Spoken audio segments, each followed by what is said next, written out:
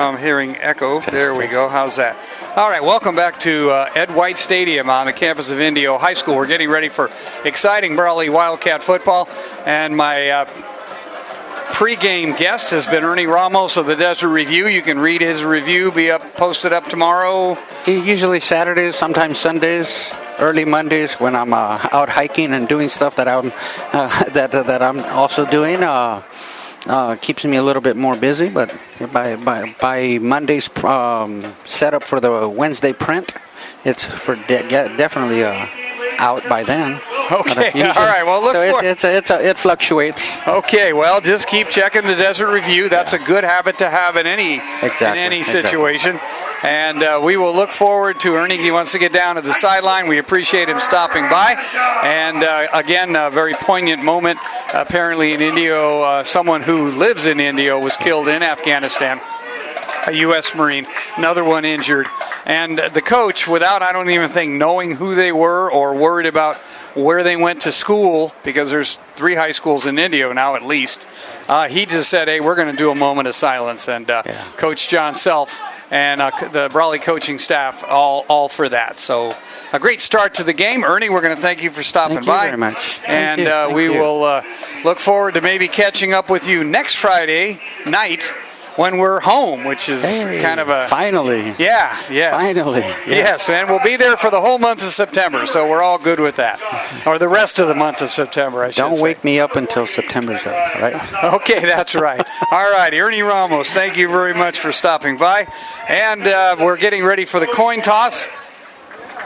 The captains for the Brawley High Wildcats are our senior running back, Isaiah Young, and junior quarterback, and that is Ethan Gutierrez. Gutierrez actually in his 3rd season, including the shortened one, so he may be Brawley's first, but maybe not last, 4-year starter at quarterback. Meanwhile, we're going to play a billboard for you from a while back, but it gets most of our sponsors, so here we go. Welcome to Wildcat Football, brought to you by Wildcat Broadcasting and the Desert Review. Welcome to exciting 2019 Brawley High Wildcat football. This webcast is being brought to you by the Desert Review and Wildcat Broadcasting and is presented on thedesertreview.com and on Facebook at The Desert Review. Brawley football is sponsored by Hart Insurance Company, the Dom Team for Real Estate, Johnny's Burritos, Ojeda Industries, The Man Company, OK Rubber Tire, Jordan Central Implements, Desert RV, Brant Beef, Carter Taylor and Lidco, Clayton Drain Tile Maintenance, Fry Chapel and Mortuary, Clickup Parker Insurance Company, A&R Construction, Brawley Auto Center, Smith Candle Insurance and Real Estate, and One World Beef Packing. And now here I am, Tom Runco, with the Desert Review. We're going to have one of the Brawley, parents actually, but a former Brawley Wildcat should be joining us here shortly, and will help with a little bit of the commentary, help with knowing the players, and that's kind of one of the key things that we always like to have on the broadcast, is someone who has known these young men since they were younger men. I guess that's the way to put it. All right, tonight the Wildcats take on the Indio Rajahs. The last time they lost to the Indio Rajahs was 29-28, and that was in 2008, and that was in Brawley. Now, the thing to note there is that was somewhat of a renewal of a series. Again, the Indio Rajahs, and there's plenty of you who are listening, watching, whatever, who played against Indio. And so you've got good memories, including my own son, who played in 94 and 95, and played up here, played Indio every year, always a struggle. Since then, however, the two teams have gone in different directions. Brawley has maintained a winning percentage above 70%, which means generally we have won at least 7 games out of 10 every season since 2008. For the Rajahs, however, they are 35 wins, 136 losses, and 1 tie. They have gone through a number of coaches, and every coach comes in here and tries to fire the team up, and we will see what kind of a job that the new coach, and his name is David Haynes, I believe, and Daniel Haynes, and we'll see how he does. The opening kickoff is taken on a knee by Indio right at about the 30.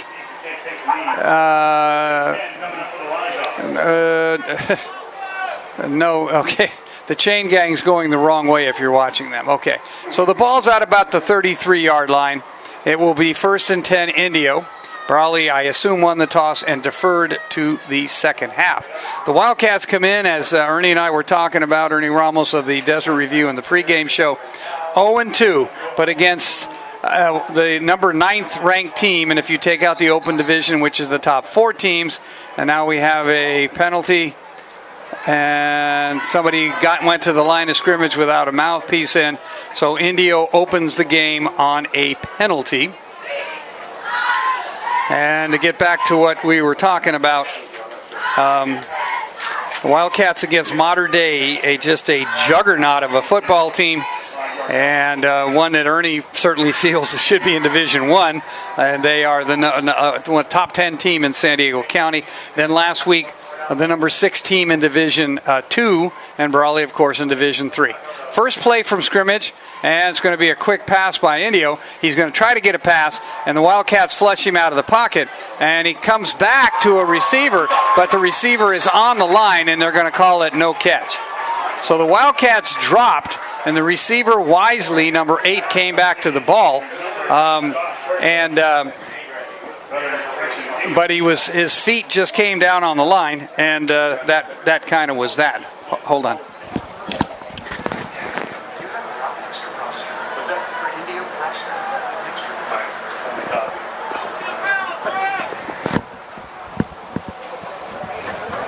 Okay.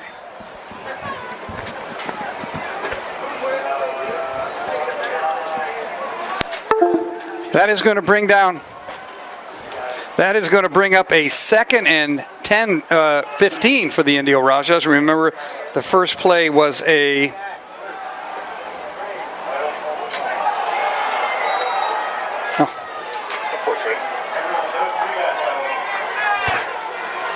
Okay, and there is a turnover. I didn't quite catch what happened. Sorry about that. I was busy getting a copy of the Indio roster. At least I thought I did anyway.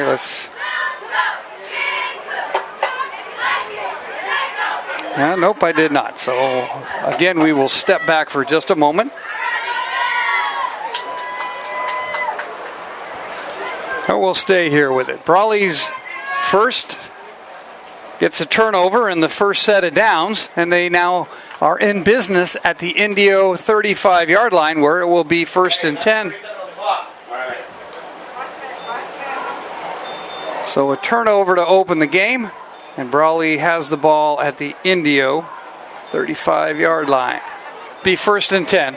Your quarterback, of course, is Ethan Gutierrez. Kind of a poll right in front of us. It says we have 13 minutes and something wrong with the game clock. Well, they're waiting for that to get straightened out.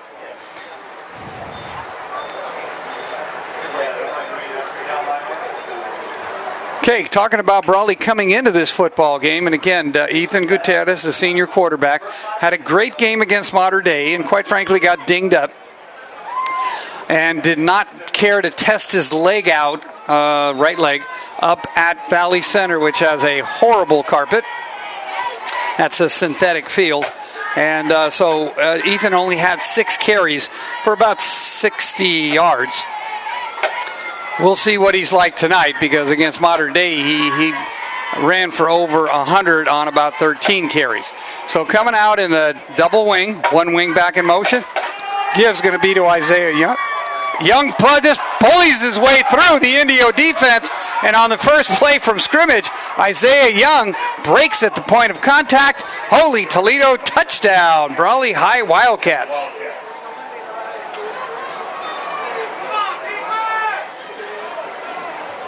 appeared to be kind of caught up, but the son of offensive coordinator and former Brawley High Wildcat running back extraordinaire, Brandon Young, and it just broke away. And so Wildcats get up on top early, something they were hoping to do. The Wildcats, as we'll go through, have a couple of freshmen rotating on defense tonight, and we'll try to point them out to you as we go through it.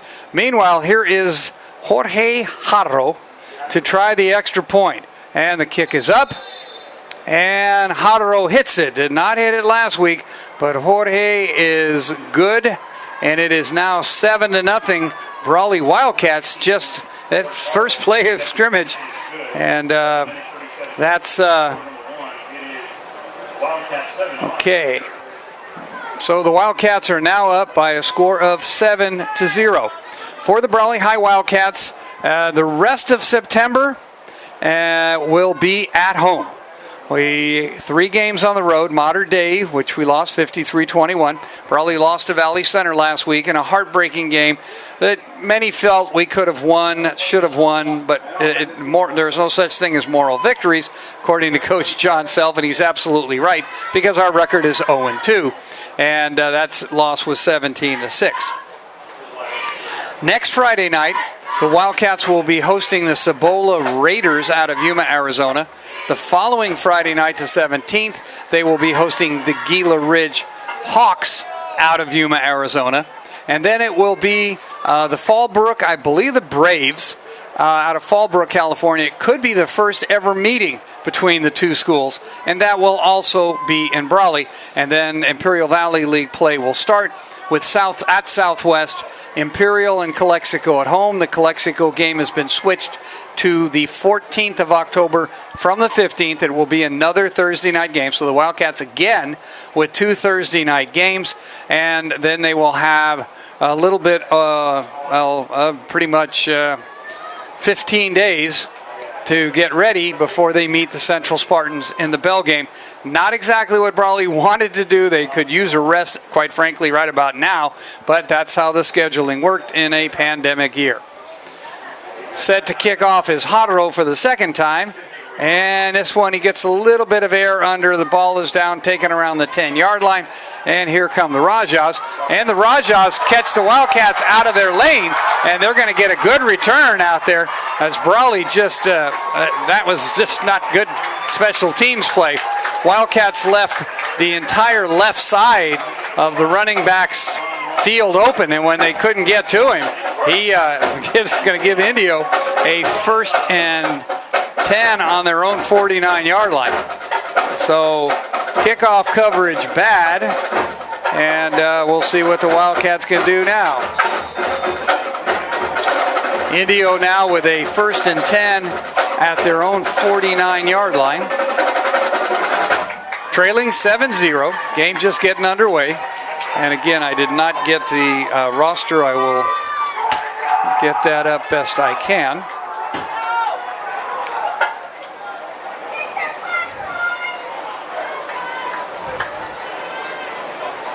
And 1st and 10 Indio. They have got a wide receiver and a slot to both the right and left, so come out in doubles. And this time they rush the ball.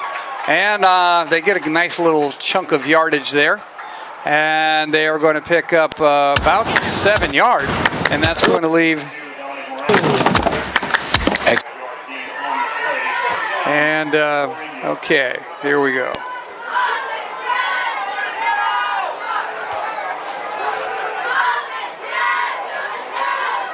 So that'll bring up 2nd and a long 4. Call it 5 if you would like. And the Indio Rajahs now trying to answer the Wildcats, who scored on the very first offensive play of the game. And they're going to give it again. So they came out, tried to pass, it didn't work. Gave up a fumble on, I believe, a snap. And now they get a second carry, and it's going to be 3rd and short. So Indio, who has lost 2 games in a row by scores of 35-0, feel like maybe this is their game. They are at home, and I'll tell you what, they look prepared to give the Wildcats everything they could possibly want. Okay, somehow or other on a 3rd and 1, the play not particularly clear. So, again, with a new coach, we're going to see what happens. Quarterback is number 4, Fabian Garcia. He is a junior, 5'11", and 150 pounds. The feature running back, it appears, is going to be number 22. That's Dominique Moran. He's a junior, 5'8", and 155 pounds. So Indio comes to Brawley next year. It's going to be a lot of juniors because the Wildcats are stacked with juniors, one of whom was lost to COVID protocol. Not to COVID, COVID protocol. Tanner Carranza, who is Brawley's punter, backup fullback, and starting inside linebacker, was in a classroom at Brawley High. Somebody tested positive for COVID. Tanner immediately tested. He's come up negative, but as per protocol, and I don't know if it's CIF, I don't know if it's Brawley High School, it doesn't matter. He is not here tonight. So the COVID thing is not going away, and it is affecting ball games. 2 freshmen were brought up, and the Wildcats jump offside. So a nice job of Indio. They're coming out here. They're not looking like a team that hasn't scored. They are just marched to their first down. Replacing Tanner Carranza is going to be 2 freshmen, and I mean true freshmen. So I told you, we're kind of getting in the habit of doing this. And for the Wildcats, the freshmen are going to be number 25, Matthew Moreno, and number 35, Matthew Gutierrez. And I believe those are the numbers. One of them should be out on the field as we speak. 1st and 10, Indio Rajahs. They are trailing 7-0. And this time we have a motion penalty, so it will be 1st and 15. So let me see who's out on the field for the Wildcats. 23. Okay, number 35, I believe, is Matthew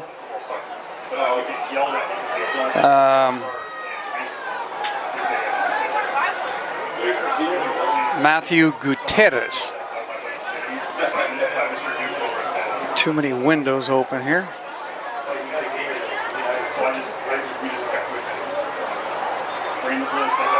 Okay, back to pass is the quarterback, and he's got a big wide open space, and he's going to go out of bounds, and he's going to get a 1st down.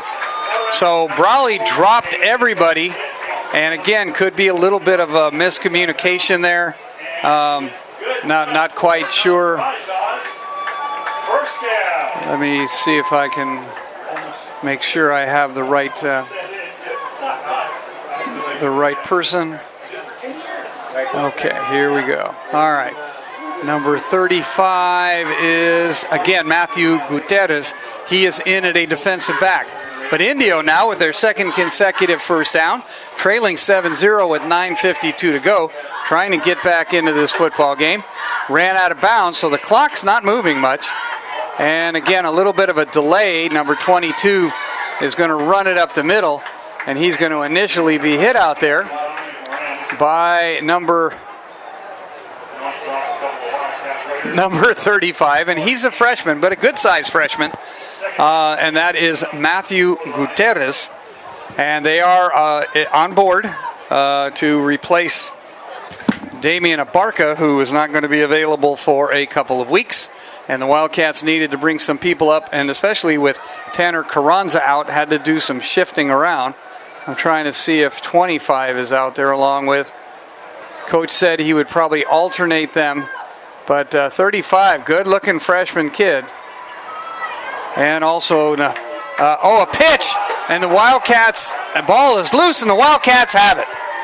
I'm pretty sure they're going to give that one to the Wildcats. They slid in there and wrapped it up on a bad pitch, making the recovery number 54 for the Brawley Wildcats. And he just was on it and in it to win it and held on to it. 54 for the Brawley High Wildcats. is Brody Enders. Enders missed last game and is back, and it is a big addition to the Wildcat defense. Had a great game against Mater Dei. So Brawley's now going to have it on their own, looks like 36-yard line. On a bad pitch. And let's see what the Wildcats can do. Gutierrez is your quarterback. Lone back is Young. Trips on one side. And here goes Young again down the line trying to find a hole. He weaves his way through, breaks out a little bit, and is finally going to be knocked out of bounds, but not after a gain of about, 15, about 30 yards. So give Isaiah 30 yards on that one. Okay, on his second carry. So on 2 carries, Isaiah Young already has 53 yards unofficially for the Brawley Wildcats. Tom Ronco on the Desert Review with you. 8:40 to go here at Ed White Field in Indio. It used to be called the Date Bowl, but again, as Ernie Ramos and I were talking about, entirely new looking campus up here. So really a nice high school. And Gutierrez fakes, throws a quick look-in pass, has a man open, and he makes the catch, and down he goes. And making the catch is number 17, Robert Platt, for the Brawley High Wildcats, and it's going to be a first down for Brawley. Okay, I'd like to remind you, Wildcat football brought to you by Hart Insurance Centers in Brawley and Imperial. Back to pass is Ethan Gutierrez. He hits number 5, who fumbles the football, and it's going to be a turnover. That is Malik Washington, and just had the ball stripped, just started running with it and dropped it. So a nice pass for the Wildcats. And a little fumble. And now Indio is going to have the ball at their own 18-yard line. Looks like the 18, yep. First and 10, Rajahs. And the Rajahs get it back. So a game that's probably been playing pretty clean football, so to speak, in terms of turnovers and whatnot. But not so far tonight, as the Wildcats are having a little bit of trouble kind of holding on to the ball, but so is Indio, so it could be a lot of factors. And now we have another timeout, and that's going to be by Indio. And again, a team that's trying to kind of get themselves together.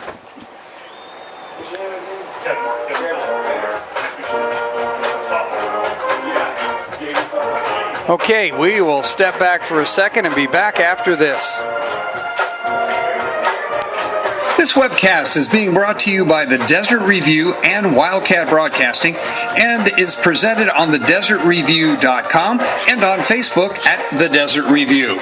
Brawley Football is sponsored by Hart Insurance Company, the Dom Team for Real Estate, Johnny's Burritos in El Centro, Brawley and Imperial, Ojeda Industries, and the Man Company. Okay, still a timeout on the field. Brawley leading 7-0.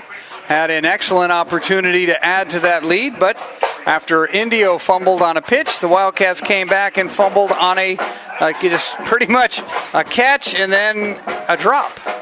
And again, Washington, one of the young men who did not have a JV season last year or a varsity season much to speak of, unable to get on the field with so many seniors in the pandemic 2020 season that was played this past spring from March to April.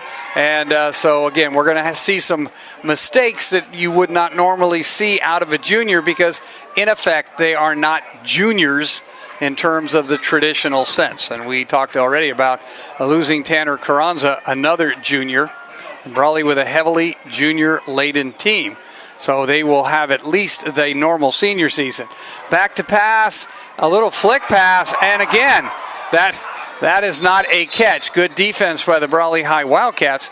Nice pass out there.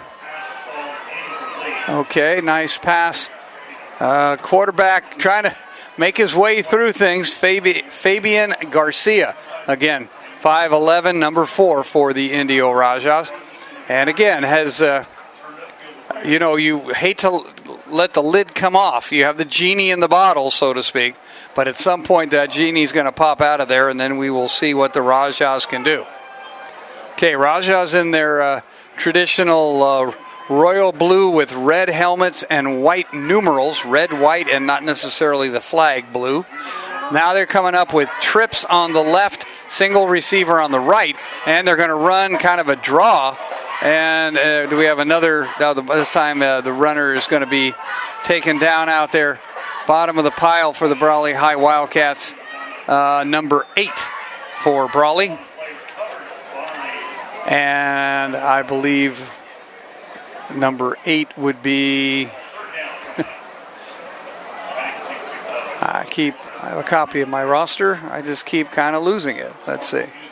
Okay, number 8 for the Brawley High Wildcats. That's Chris Hutchings. And the reason I hesitated was because he also was not in playing last week at Valley Center. So we lost 2 key players, Brody Enders and Hutchins.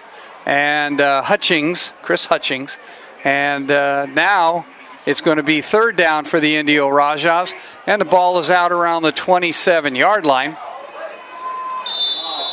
And nope, now we're going to have a flag. It's going to be a delay of game. So Indio again. New coach, new system. All of this very understandable. Thursday night, so a short week. So, I mean, it's kind of the perfect storm, or unperfect storm, as you were, for a team that's looking to kind of improve themselves.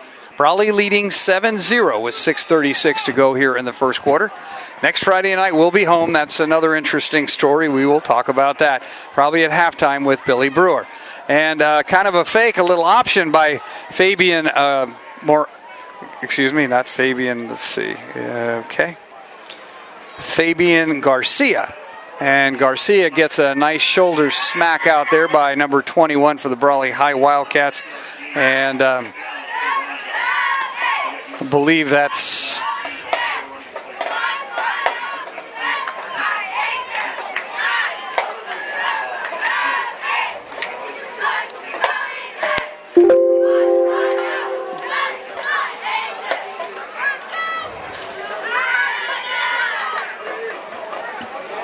Okay, that's Charlie Lai. All right, here we go. Charlie's still in there on the punt team. Charlie, another junior, tries to get inside, and the punter gets flushed out of the pocket, and he is going to loop the ball, and the referee is going to be very, very generous and spot it at the 45-yard line for Brawley. So, following a punt, Brawley will take over at their own 45-yard line, leading 7-0.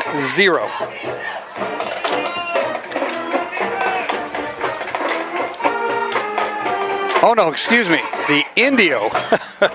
That didn't look right. Let's put it at the Indio 45-yard line and see what the Wildcats can do. Scored on just a burst by Isaiah Young. Going to come out with trips to the right, one wide receiver to the left, single back, and no tight end, no anything. Slow snap to Gutierrez, who winds up and throws, has a man wide open, and he's going to take it all the way down to what looks like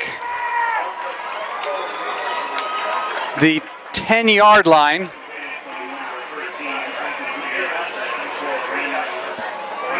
Okay, so it's a strike from 13 to number 4 for the Brawley High Wildcats. And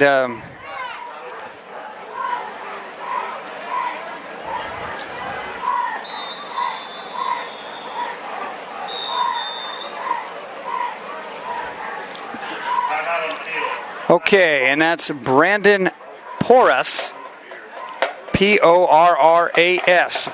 And there is a timeout on the field.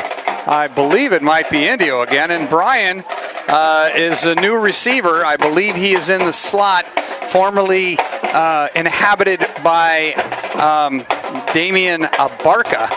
So, again, that's why I had to double check these people. Do not want to give you the wrong Wildcat. We'll be back in a second.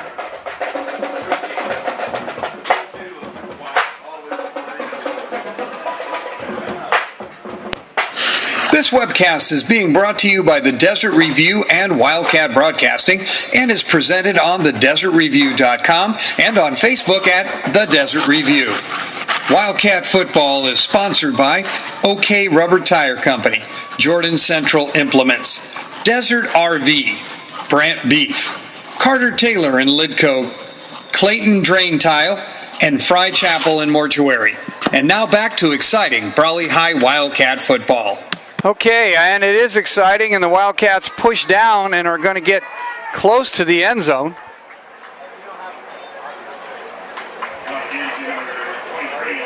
And that is Isaiah Young on the carry as he gets out of a pile of people. And he is all the way down to the 2-yard line, and now we have a cramp or something from one of the Indio linemen. It is warm up here. It's warm probably where you're, if you're watching this live, where you're watching from too. So I shouldn't be facetious. About 100 degrees at kickoff. It is now 93 degrees. And again, a lot of activity and a kind of slow-moving first half. A lot of incomplete passes, a lot of turnovers, a lot of change of possessions. We still have 4 minutes and 53 seconds to go. And Brawley now with a second. And actually, the pass was to the 11, so they can get a first down at the half-yard line without getting a touchdown. And again, we have a young man down, which has been kind of common here in the early going of the season. Fortunately for Brawley, the first game was not because of the heat. Brawley had very few cramps because it was nice and cool at Mater Dei and Chula Vista up on the Otay Mesa. Last week at Valley Center is pretty toasty, and that carpet that they have absorbs the heat. So even though the sun went down and the rest of us were kind of pleasant in, with a little breeze, I'm sure it was cooking down on the field, and it took a toll on the Wildcat football team. Okay, we'll be back in a moment. This webcast is being brought to you by the Desert Review and Wildcat Broadcasting and is presented on thedesertreview.com and on Facebook at The Desert Review. Wildcat football is sponsored by Clickup Parker Insurance Company, A&R Construction, Brawley Auto Center, Smith Kendall Insurance and Real Estate, One World Beef Packers, and the Town Pump and Brownies Restaurant. And now, more exciting Brawley High Wildcat football. Okay, welcome back to Ed White Field on the campus of Indio High School. It used to be known as the Date Bowl when many of you played here. And same old field, still full of sand everywhere you look. Kind of looks like tee boxes, where they go along, or divots on a golf course where they pour sand in it. All these little holes as you are looking out over the field. Thanks to our cameraman, Lloyd Miller. I'm sure you're getting a good shot of this. And basically what you're seeing is the same field you guys played on. Nothing has changed. Okay, second and goal for the Wildcats. They're trying to capitalize on a rather not a very good punt. And they have a second and goal. And it's going to be Gutierrez wandering in. Faked the ball, pulled it back from Isaiah Young on the option, and Gutierrez will run it in from 2 yards out.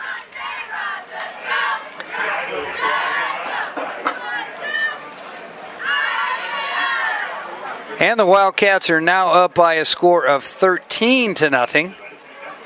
And a nice run by Ethan, nice option read there, and he will be the first to tell you. We pound the rock with Isaiah, and then when the defense is just kind of focused and fixate on him, Ethan can read that, keeps the ball, and away we go. Jorge Haro will try his second extra point of the night, and that comes with 4:35 to go in the first quarter. And I told you, a very slow-moving first quarter. And Haro's kick is up. And it is good. So Haro with the kick, Missed the extra point last week. Tried a field goal, kicked it wide to the left. And the problem with kickers are that's not a problem. A characteristic of a kicker is that they get kind of mental. And you've seen this in pro games. You've seen this in college. If they get it in their head that they're not kicking right, they're not going to kick right. And so Jorge, great young man, had plenty of leg, but missed it to the left. And again, we were out there trying to give him practice. This is why you play preseason games. And then he went out and just like stubbed his toe on the carpet, and it was just the worst kick I've ever seen him kick on the point after attempt. So I'm sure that his head is right now, and we will get nothing but pretty much good kicks. I mean, he is a high school actually soccer player, and a very, very good one. And he comes out and he's learning the game, and he's learning it fast. But again, not raised doing it as some of these young men have been.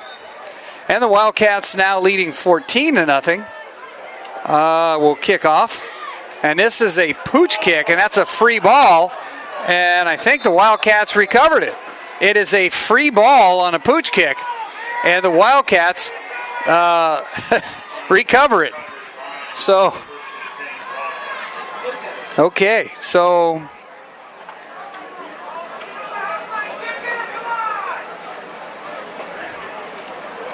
Brawley recovers. Trying to see that very hard to see because they don't have the little markers on the side of the field like Brawley does every 10 yards. Well, maybe they do, but they can't hardly see them. So the Wildcats are now at the Indio 35. And that's just, again, a mistake on special teams by Indio. And again, you can't coach the kids up on everything. Back to pass on first down is Gutierrez. He throws, but the ball skips. Intended out there for number 4, Porras. And the ball skips. And then a late flag comes in from the white hat in the backfield, which is going to indicate either some kind of it's either a hold or a personal foul. Personal foul, yeah. Somebody from Indio knocked into Ethan, pushed Ethan. I didn't see it. I'm following the football, but that's what the white hat is there for. And they are going to take it from the point of infraction, and there's going to be a 15-yard roughing the passer penalty. And now the Wildcats are going to pick up 15 yards on that. And here come the Wildcats now with a 1st and 10 on about the 21-yard line. Still in the first quarter, Brawley up by a score of 14-0. The clock stops with the penalty. And here come the Wildcats. Gutierrez is out of the shotgun. Lone back is Young. And he's got a Washington to the right and 2 receivers to the left. And he throws out here to Porras. And we're going to get a... Robert Platt gave himself up. He's going to get a penalty for an illegal block. What he did was he kind of got tangled up with the guy, and down went the Indio defender, and he threw his arms up like I didn't do anything, which was a big red flag to the officials because no flag had come out until Robert threw his hands up, and that told the officials, when you try not to act like you did a foul, and you all seen this in the NBA or the NFL or whatever, you're going to get called. So Robert gave himself up, just a sophomore. Nicest young man you want to meet. And nice catch out there by Porras, but it all comes back for non. And again, I'm sure the coaches are going to show that at the films a number of times. But again, Platt not able to get on the field. He is a sophomore, but he is basically a freshman playing varsity, and it's his first high school football. And now we're going to throw a little swing pass out. Nice read, nice catch. So they hit Porras coming out, but Indio on 1st and 15 is all over that one. And down goes Porras. Nice throw, nice catch, but just went to the well one too many times, and the Rajahs are there.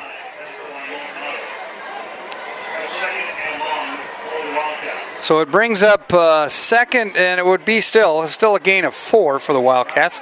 So it's 4 down territory. So Brawley has 3 downs to basically get 11 yards. And that's kind of what it's going to be.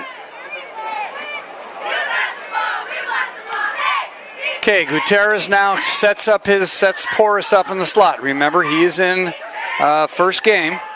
And here we go. They're going to throw a fade and up in the air and can't make the catch. A nice defensive play out there. Pass from Gutierrez intended for number 6 for the Brawley High Wildcats. And we will find number 6. Daniel Camilo Jr. Okay. Daniel Camilo Jr. And my apologies, I've got a new roster because there's been a lot of changes, and they are alphabetical, not numerical. So I will remember, and I should have known from last game.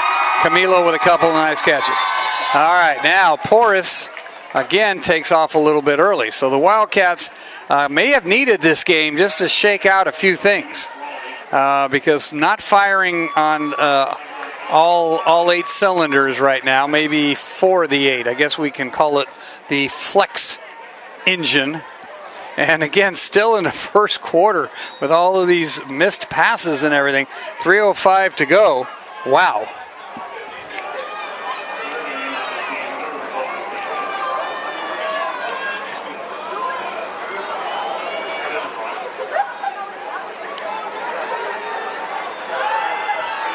Okay, and Gutierrez back to pass. And now he's going to hoist one up, has a wide open receiver, and it's a touchdown for the Brawley High Wildcats. So when Gutierrez started scrambling, number 5, Malik Washington, stayed back in the end zone, and Gutierrez was able to hoist him a ball. However, something's going on, or it was incomplete. We will see from the referee. Holding on the Wildcats. So in all of that scrambling, somebody held on a little bit too tight, so that negates the touchdown. So a couple of nice passes by Ethan Gutierrez have been negated by penalties here on this drive. The good news is the Wildcats have been holding on to the football, but now faced with a 3rd and down to the 28. Yeah. And it's the spot of the foul. So the holding occurred way back as Ethan took a long drop. So here we go again. Let's see what Brawley can come up with on 3rd and 28. Ethan's looking it over, says something to Isaiah, puts in his mouthpiece, back to pass, escapes the rush, and now he's going to take off, and he's going to cut back across the field, and Ethan is still on his feet. He is heading for the first down, and he will actually get down close to the goal line. So that play started on the 42-yard line.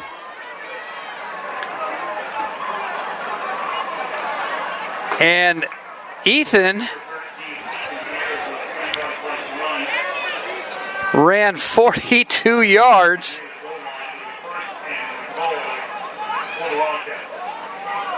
Holy Toledo.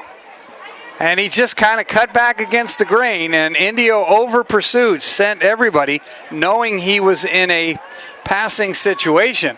And Ethan took a full advantage of that, to say the least.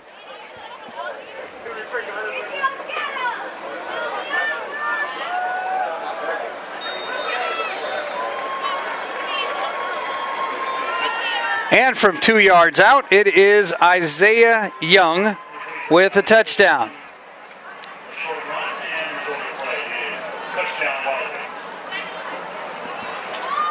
That comes with 2:11 left to go in the first quarter. And Brawley has extended its lead to 20-0, and Hotero will try to make it 21.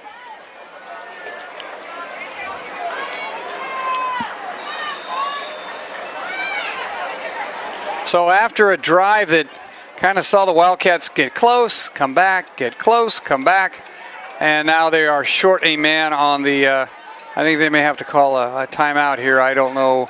They don't want to kick an extra 5-yard. Here goes, quick snap, kick is up, and it is good. So look at the scoreboard as Hotero converts. It is 21-0 in favor of the Brawley High Wildcats.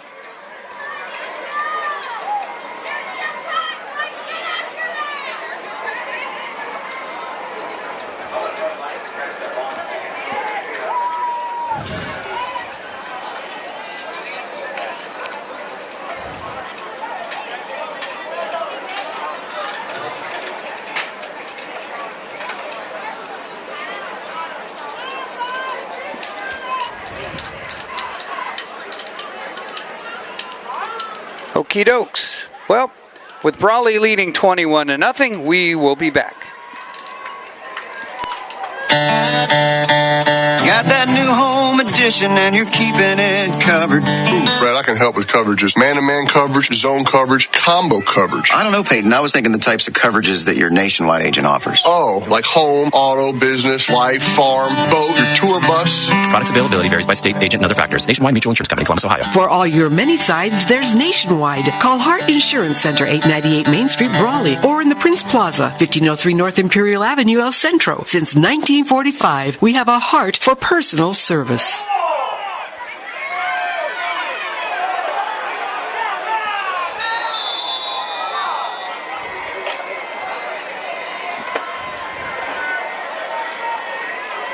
Okay, so for the second time in a row, or second consecutive kickoff, the Brawley High Wildcats pooch it in the same direction. Indio this time tries to field the ball, but instead kicks it, and the Wildcats recover. So again, another pooch. And now Brawley recovers it at the Indio. This time looks to be about the 30. So last time the 35, but it took Brawley a lot of chances to try to get it in the end zone.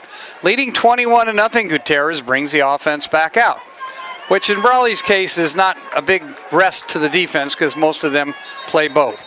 And now they're going to call, illegal motion. Somebody moved. Okay, Ethan had him in there. They're saying that Isaiah Young moved over to hear Ethan, and that's just a kind of a simple thing. I don't know why we need that. So the Wildcats are going to huddle up now because it's going to be 1st and 15. And just a lot of, again, little things not going right for the Wildcats. Lots of little things.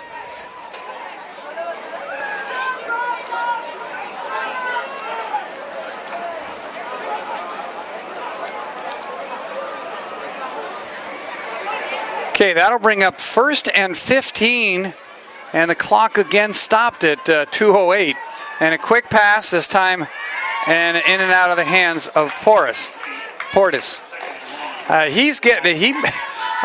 Again, the Wildcats without the services for a while of Damian Abarca, who has been doing a lot of stuff for them, has enlisted instead Portis, and there are two. Let me see what. Okay.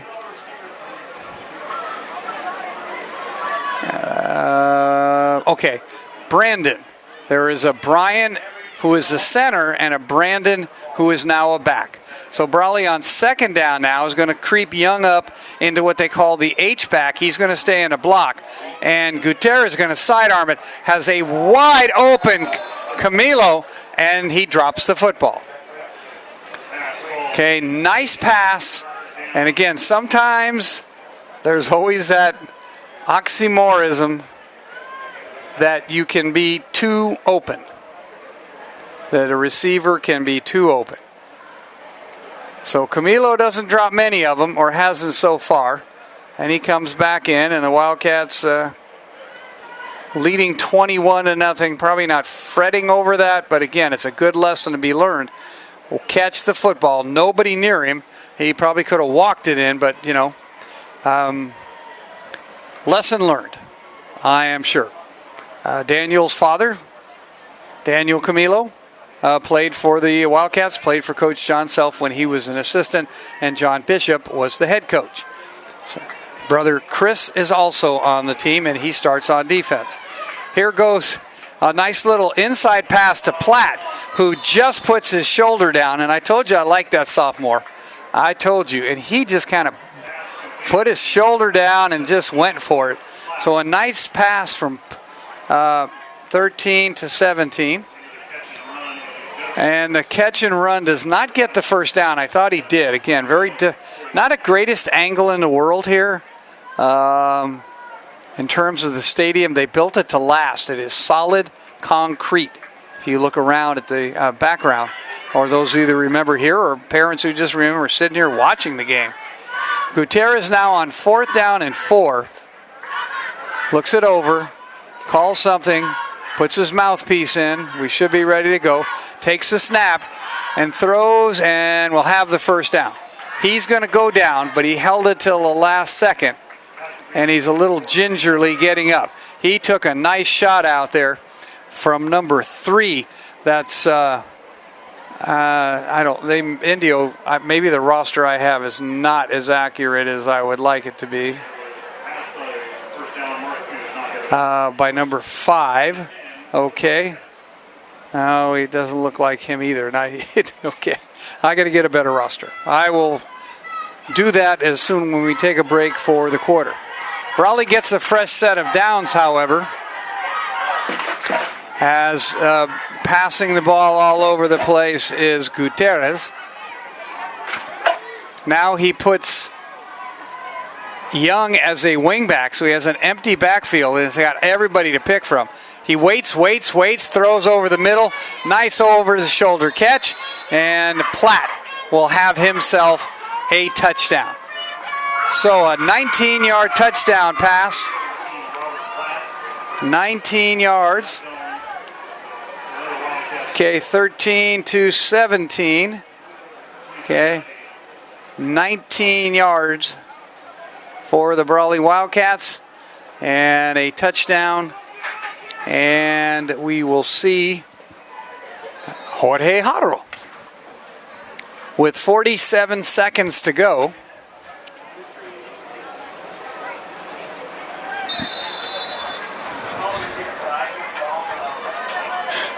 Okay, and the kick is up, and the kick is good. So as I told you, it's all in Haro's head.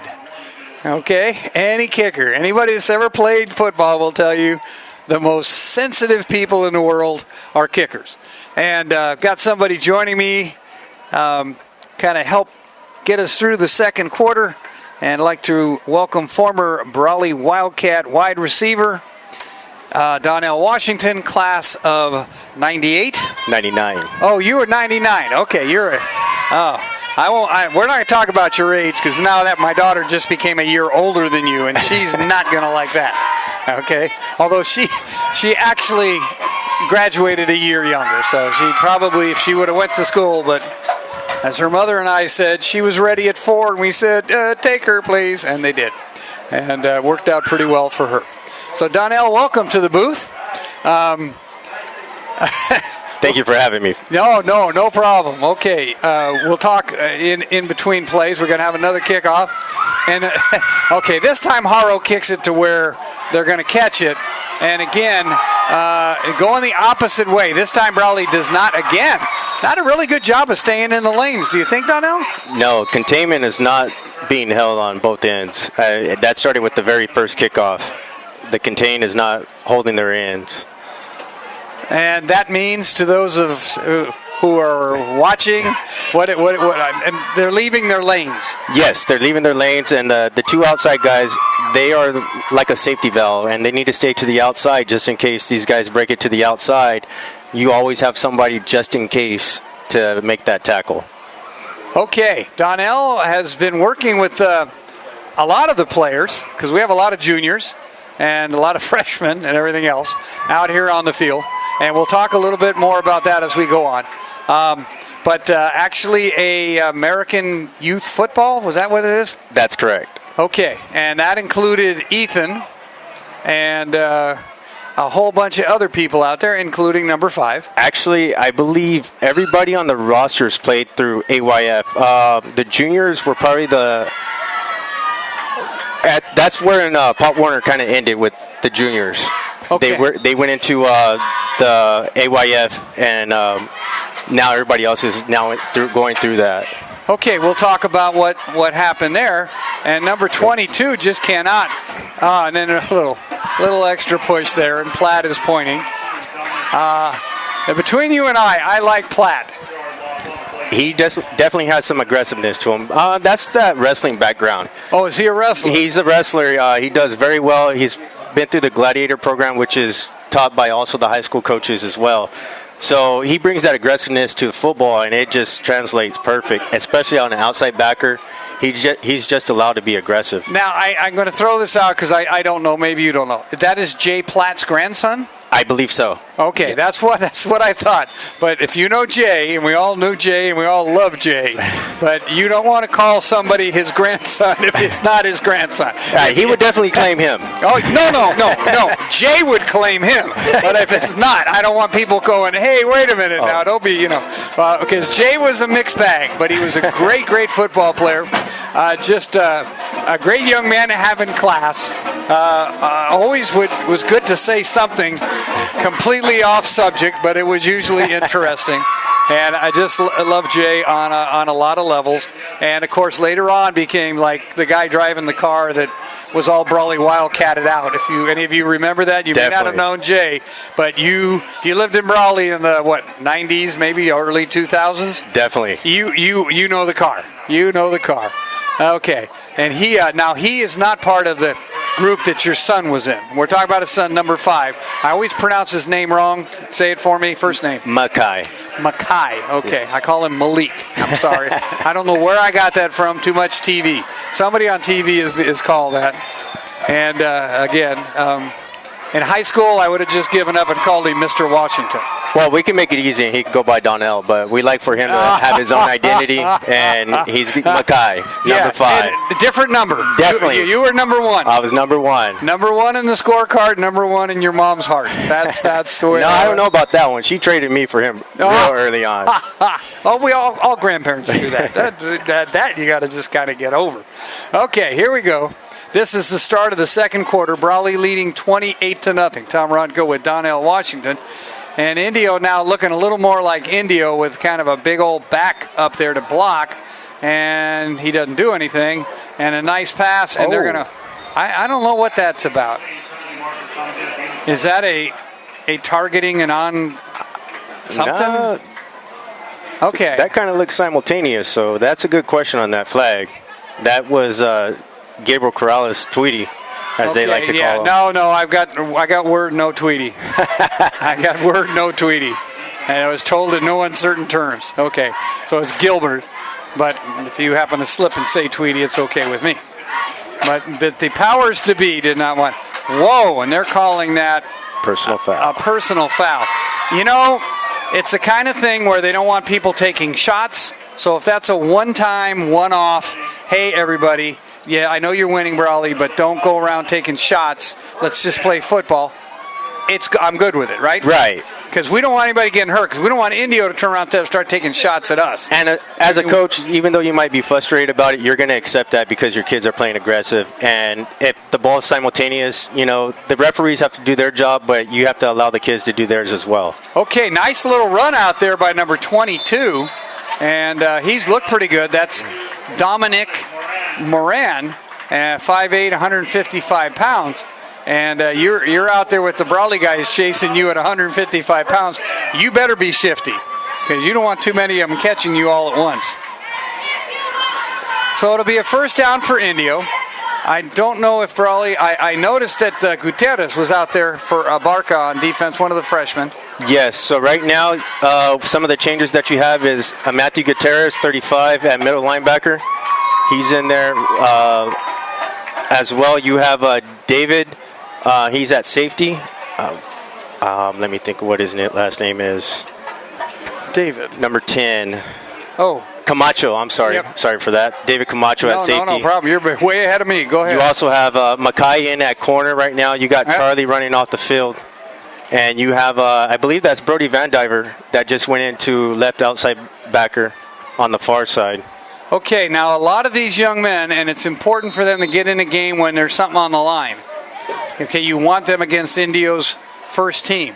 We're not worried about giving up points. Your son was one of the ones, and we're talking about number 5, who was robbed of a very, very crucial year, sophomore season. Okay? So when he was a freshman, how much did he grow between, say, his freshman and his sophomore year?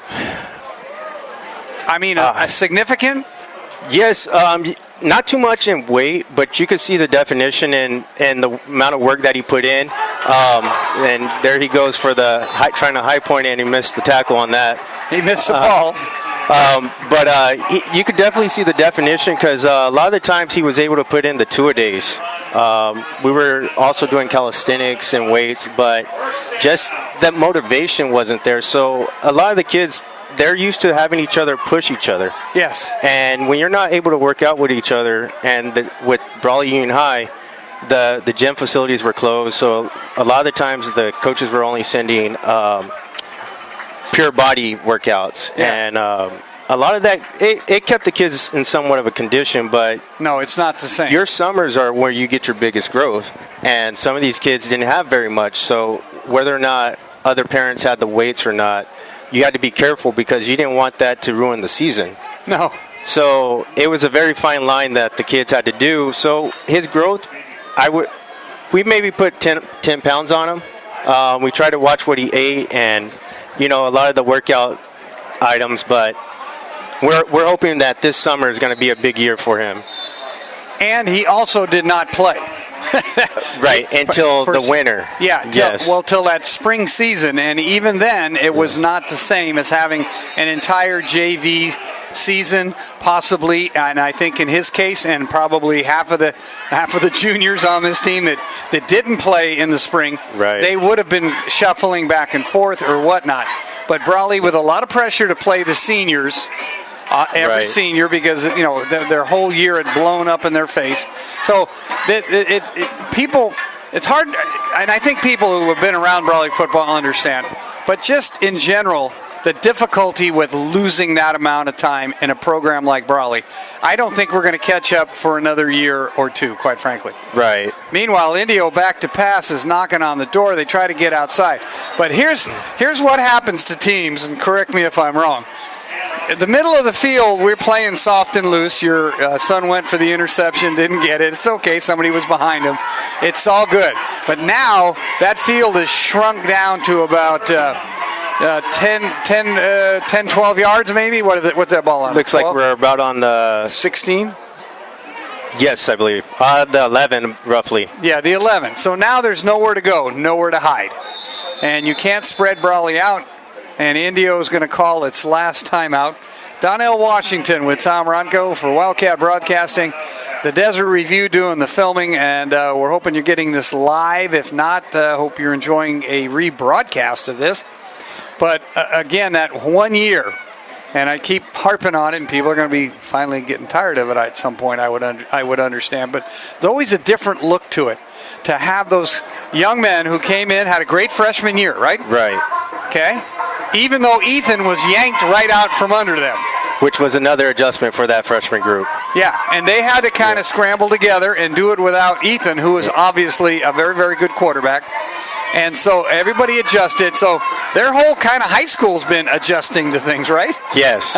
You look Are you for frustrated as a parent? I am, but you know what? Just the fact that the kids are out there again, you know what? I wouldn't trade it for the world. I just want the best for all these kids. I treat them all as my own, and they're all welcome in my home at any time for anything that we have. But just to see them out there playing again is super exciting. But you're right. They have lost a year, and just like these sophomores that are pulled up, well, they haven't had a freshman year. No, the freshmen. We've got 3 freshmen out there right now, potentially. I think I'm trying to see if 25 of Moreno has gotten in there yet. I know Moreno started the game at outside backer. It looks like there's Matthew Gutierrez in there at the time. Yes, right now. He seems to be a pretty good sized young man for a freshman.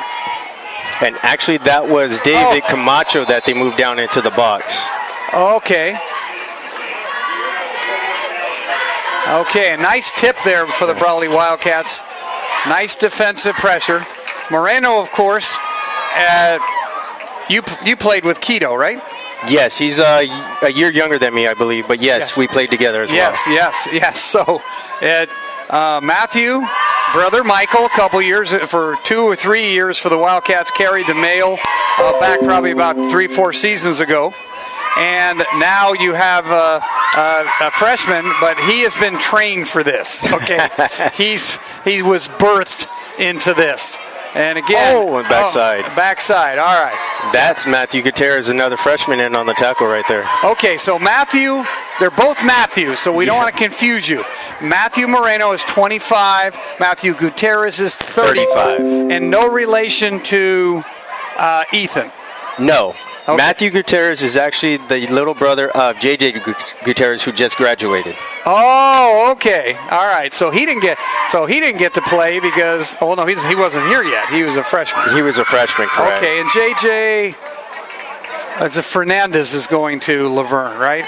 That's Jaden Fernandez. Jaden Fernandez. Okay. All right. So J.J. Gutierrez, a fine player in his own right. My daughter gives you a shout out. We are listening. Hi, Donnell. How you doing? And, so there you go. And I will keep listening because we're getting next time out. I'll give a shout out to show Donnell a picture of all my grandkids and give them all a shout out here in a minute. And Brawley now with a 1st and 10. They hold them off. Nice drive, but Indio gets nothing. Downs. Indio went out on downs, right? On downs, correct. And on the first down, Brawley up the middle with Isaiah. Yeah, and this is where we miss Tanner Carranza. And because Tanner would be getting some really valuable running. Because Isaiah, and plus Isaiah, he takes a beating every week. If he gets a few plays off, it's okay. All right, he knows when we get against somebody. When it come. There goes Gilbert Corrales. And there goes Gilbert Corrales, and Tweedy is saying bye-bye. And he could not run the guy. He tried to make that cutback about the 22-yard line. He should have cut back 10 yards before that. You can't wait that long. But for Gilbert, that's okay. And we got a hold call. We got a hold, so okay, we'll put the bird back in the cage and we will continue talking. All right. Okay, Tom Ronco, Donnell Washington. 7:24 to go. We're going to be here till tomorrow. Well, you know what? Like you said before, right now with Isaiah, we got a 28-0 lead in the second quarter. Right now, we're probably, if you want to keep him with the running the ball to secure it, for sure hands. Right now, it's that time to get him some rest on the defensive end. Work your corners. Yep. As we were backed up to the end zone here shortly ago, they brought in the starting defense again, and that's good. If you want to protect your shutout, but that's also a situation where you get your young players, make them step up. That's a good time to put the pressure on them because that one score is not going to hurt you. It's a pride thing, but it's going to make those younger players step up. I couldn't agree more. But it's still only the first half, and you don't want to let the genie out of the bottle, the genie being the Indio Rajahs, kind of a literary thing there. And back to pass is Ethan. Ethan now with this hoists one up, has a man open. There goes Daniel Camilo. And there's Daniel Camilo Jr., who I said just dropped one wide open down here. Yes, he did. And you can be too open. It's an oxymoron, but you can. That time, Daniel didn't care who was near him, and he was on near the Brawley sideline, so I'm sure there was some encouragement being directed towards him, like, get it, Daniel, and a big play. And a good thing is Ethan Gutierrez, after he dropped that, went up and tapped him on the helmet and said, we're definitely going to get that back, and there it is right there on the hitch and go for a touchdown. Okay, that play looks, they was about the 17. 13-6, so let's call it a 77 yard, 18.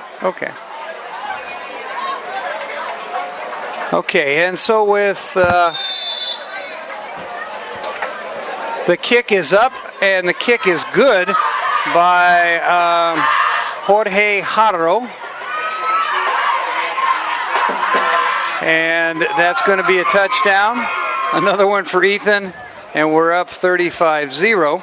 So while we have a break here, again, I, with the family listening up north, want to say hello and to my grandkids, Russell Thomas Solomini and Eleanor Erlinda Solomini, from my daughter and son-in-law.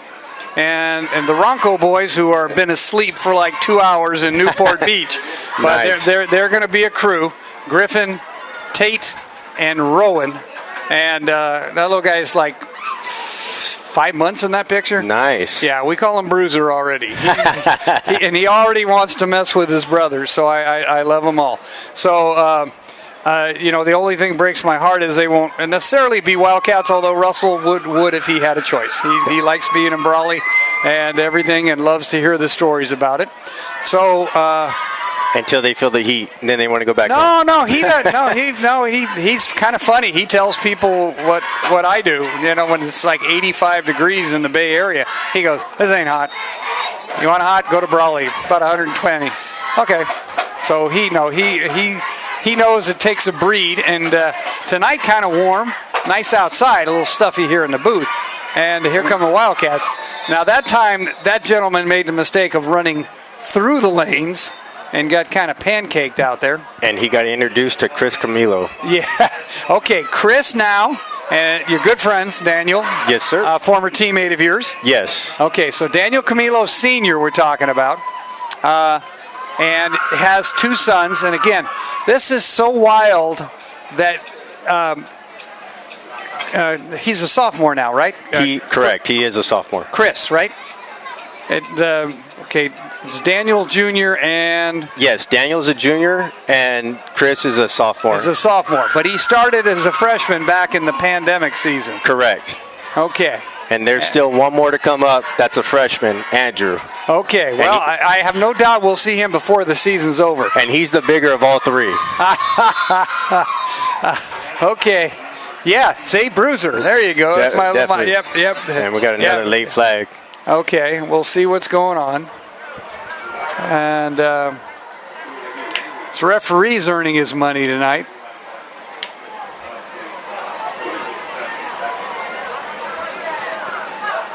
Oh, unsportsmanlike conduct against Indio. So this is what we're talking about. I think these guys hopefully understand what they're doing. We're up here on a Thursday night because there's not enough officials. We will play Calexico on a Thursday night because the Imperial Valley Football Association does not have enough officials. And some, quite frankly, just aren't coming back from the COVID deal. They don't want to be around a bunch of people. Okay? Although I'll tell you, the safest bunch so far has been the young people. Correct. Okay. I mean, that's been the safest ones. Okay, so Indio heading backwards again, and you got to kind of feel a little bit of empathy at this point in time. And Brawley's gonna give it on a counter, and again, the Wildcats with a lot of new people out there. Trying to see. Chris is 24, correct? 31. 31. 24 is Gilbert Corrales. Okay, all right. So Daniel Camilo was 24 last year. This year he changed his number to number 6, and Gilbert Corrales picked up 24. Oh, okay, good. I'm not going to. And there is Isaiah Young still out there. 31 for the Wildcats. 20. Okay, 20. Oh, 25 is Moreno, Michael Moreno. Okay, so he's in there on the left side outside linebacker. Okay, and a wrestler too, I take it. Actually, I'm not sure if he's a wrestler. Okay, and trying to pass the ball, and down goes Indio again. Who a pretty good sized young man's coming off the field, 72. That's another rusher, Alan Carrillo. Oh, okay. Yes. Yeah, he was not at the first game. And then last week, so I don't call his name or number, right? Correct. And then last week, he's like all over the place. Right. And I put him in the paper, and I'm going, okay, well, so I asked Self, and Self said, well, he was not available for the first game. Yeah. So we have a lot of that. And again, we're hoping so far that, everything's holding, Brawley High is holding water. It's not leaking water. It was a prior engagement, so not to get into too much detail, but it was nothing COVID related, which is good for the team and good for him and his family as well. But now that he is available, we shouldn't have any problems. As long as he stays healthy and the rest of the team stays healthy, we should see a lot of action out of Allen. And who knew we were going to play? Right. I was informed by Billy Brewer in the middle of February, we're playing in 2 weeks. Okay? I go, what? Okay, because I'm just watching the news and there's saying no sports. No, we're playing in 2 weeks. Yep. Okay. Then I get a call 2 days later saying, no, actually we're playing in 1 week because we changed the scrimmage with Hoville to a game. And I'm going, wow. Okay. So you can excuse people who have put off plans for like a year and a half from having some kind of family activity that was important, and it's one football game. And there was a lot of family discussions that had to be had. Yeah. Some families, part of the father may have been on board with it and the mother may not, and vice versa. So there was a lot of discussions at home before the kid could even show up to practice. And protocols, as Isaiah's on the far sideline, does he stay in bounds? Yes, he does. For the touchdown. So for a 40-yard touchdown run, 40 yards. I think Isaiah's proven his point for the night. Although I'm going to, it now makes the score potentially one that would be a running clock in the second half. So we may all hit the highway a little sooner than prognosticated. And everybody's played plenty. It's not like anybody's missed any football. And Hadro is I don't know. Not good. Okay, failed. All right, Jorge, you let me down, pal. Okay, 41-0 in favor of the Brawley High Wildcats, and that's interesting. I mean, I'm sure that you have people like you say, your mom spoils her grandson, and you. Pardon me? Is it good? No. And discussions within your household. There was within the household with my son and my daughter. They were very concerned that my grandchildren or they themselves would give it to us, and we are in the, it helped me get my shot sooner. Right. I said, hey, man, I got let me have it. Kind of lied a little bit, but that's okay. I thought, better be safe, okay? Right. So I'm vaxxed up right away. So is my wife, who does have a few of the conditions, and they listed. There's a bunch, so don't think anybody's, But it's something where you say, hey, you don't want to be responsible for something happening to a friend, a family, something like that. Absolutely, right? And that was the biggest thing for me. I cannot stress how much my parents are involved with Makai, and I love him to death for that. But he's over there all the time, so with the profession that I'm in, that was and no decision for me where I'm vaccinated. But again, like I said, there's plenty of households that have different discussions, and just in my own household, my wife is not. And that's something that, we constantly talk about amongst the family. We have that discussion with Makai as well, and we move along as a family. But there's one thing that we keep in common is the care of each other.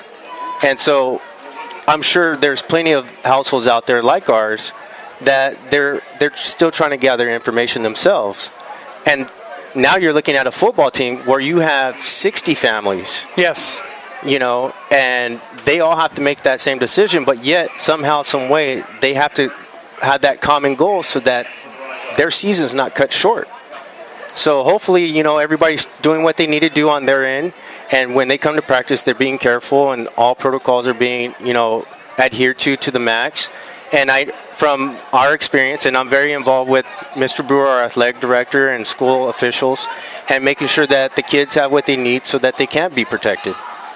Yes, and that's one of the things that Brawley, of all the teams in the fall in the spring league, had no problems. Right. We might have lost a player or two, but again, as with Tanner Carranza tonight, it is guilt by association or caution based on association. And okay, here we go. Brawley, I don't know what all that was out here with number 8. That's Hutchings, right? Okay, and Indio trying to, you got to go out to these young men because you've been out there. And, Brawley had some seasons like this back in the day, and I'm pretty much sure have been forgotten or wiped out or whatever. But toughest thing to get a coach, in the last, as the soonest I can figure out that this coach took over was like a month ago. So just a lot to ask. Although the AD has come over, he's a former coach at Shadow Hills, which was a legit program. He's now the AD. He's also down there calling the defense to help out.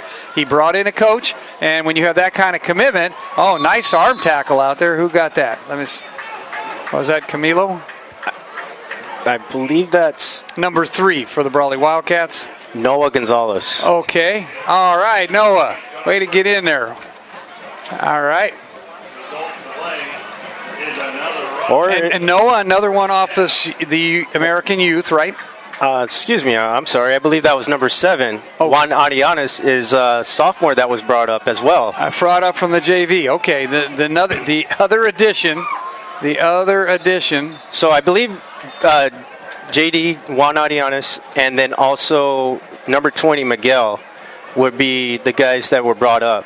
Okay, and Gonzalez has been on the team, Noah Gonzalez has been on the team. Yeah, he played in the pandemic season, but again, correct. A young man who needed playing time, but there was no JV. So he just manned up and said, hey, I'll just throw my body out there with the adults.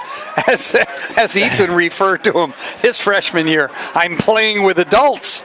Suddenly he went from youth, where it's pretty much height, weight, age. Yes, up until AYF, it was based on weight. So some of the bigger kids couldn't play, and then we finally went into the American youth football, where it was by age division. So then we started getting bigger kids and playing like 14U or 12U. And that's when they started finally playing bigger kids. Oh, yeah. No, that crippled kids. Yeah, all your linemen, when you got to Brawley High, these kids never dressed. They never got to play. They just had never gotten to play. So we're going to see the results of that, correct? Yes, definitely. And that's one thing about these kids. Once they're going to, just like going up to modern day, they see these bigger kids that they've played against. These kids aren't intimidated. They may get pushed back, but they're not going to back down from any of these kids. And looks like the defense has almost completely switched out. I'll try to identify as many of the kids as I can for you. Okay. I know 21 right here is Charlie Lai. Yeah, Charlie's been in there. 8 is in there, Hutchings. 22, Dawson Figueroa. Oh, Dawson, that's our backup quarterback, right? Correct. He's right here on the near side. Yeah, we may see him quarterbacking at some point soon. He needs some reps. Number 7, J.D. Arianes. You got Matthew Gutierrez, number 35. Miguel over at the other side backer. Brody Van Diver on outside backer on the top side, and looks like Brandon Boris, number 4, at the corner. Nice open field tackle out there by Noah. He wrapped him up. That was not an easy tackle to get down low like that and wrap up the guy's legs. Here comes Matthew Moreno back in the game. Yeah, okay, so the Wildcats are going to put in a few. Okay, as you get closer to the goal line, Coach John Self, and again, I believe he wants to be up by 40 points at halftime. That sounds cruel, but it has its reasons, especially when it's your third week on the road. You got number 51, Rhett Smeltzer, in there. He's been playing back and forth with the JV just recently, so he's getting some action now. Okay, that's 51. Good. All right. And he, again, is another one from the... Yes. This program now has multiple age levels, right? American Youth? Yes. Yes, it does. Okay, so we had a team, and I know went to Florida, I believe. So we've had 2 teams that have actually went out to Florida. Okay. I only know the parents on one, apparently. Yeah, I heard all about that. So these boys, the junior class went in 2018, and there was a group of kids in a younger division, the 12 under, that went the year before in 2017. Okay. So those are now the freshman group. So these young men, as you say, we brought up Moreno, we brought up Gutierrez, we brought up Ariano. Yes, JD Arianes. But this is not like it would have been when you played. No freshman. You would have just said, you guys wouldn't have let them in the locker room, basically. Well, if they belong, they belong. No, but I meant there was a different mindset then. Yes, definitely. Yeah, and with John Bishop, I couldn't. I don't know. Yeah, I don't believe that would happen either. No, but it was hard enough as a sophomore. You had Robbie Sheehan and Kurt Rubin, guys like that got bumped up, but not very many. There's the flag. There's a flag. So looks like Brody Van Diver got clipped in the back. Yeah, he was looking like he was going to get to and then suddenly he disappeared from the picture. And again, I'm not sure exactly what the cutoff is for what, or what Coach John Self is up to. I'm going to prognosticate, but again, I'm in Noah. I had not seen. I really don't know that. He may.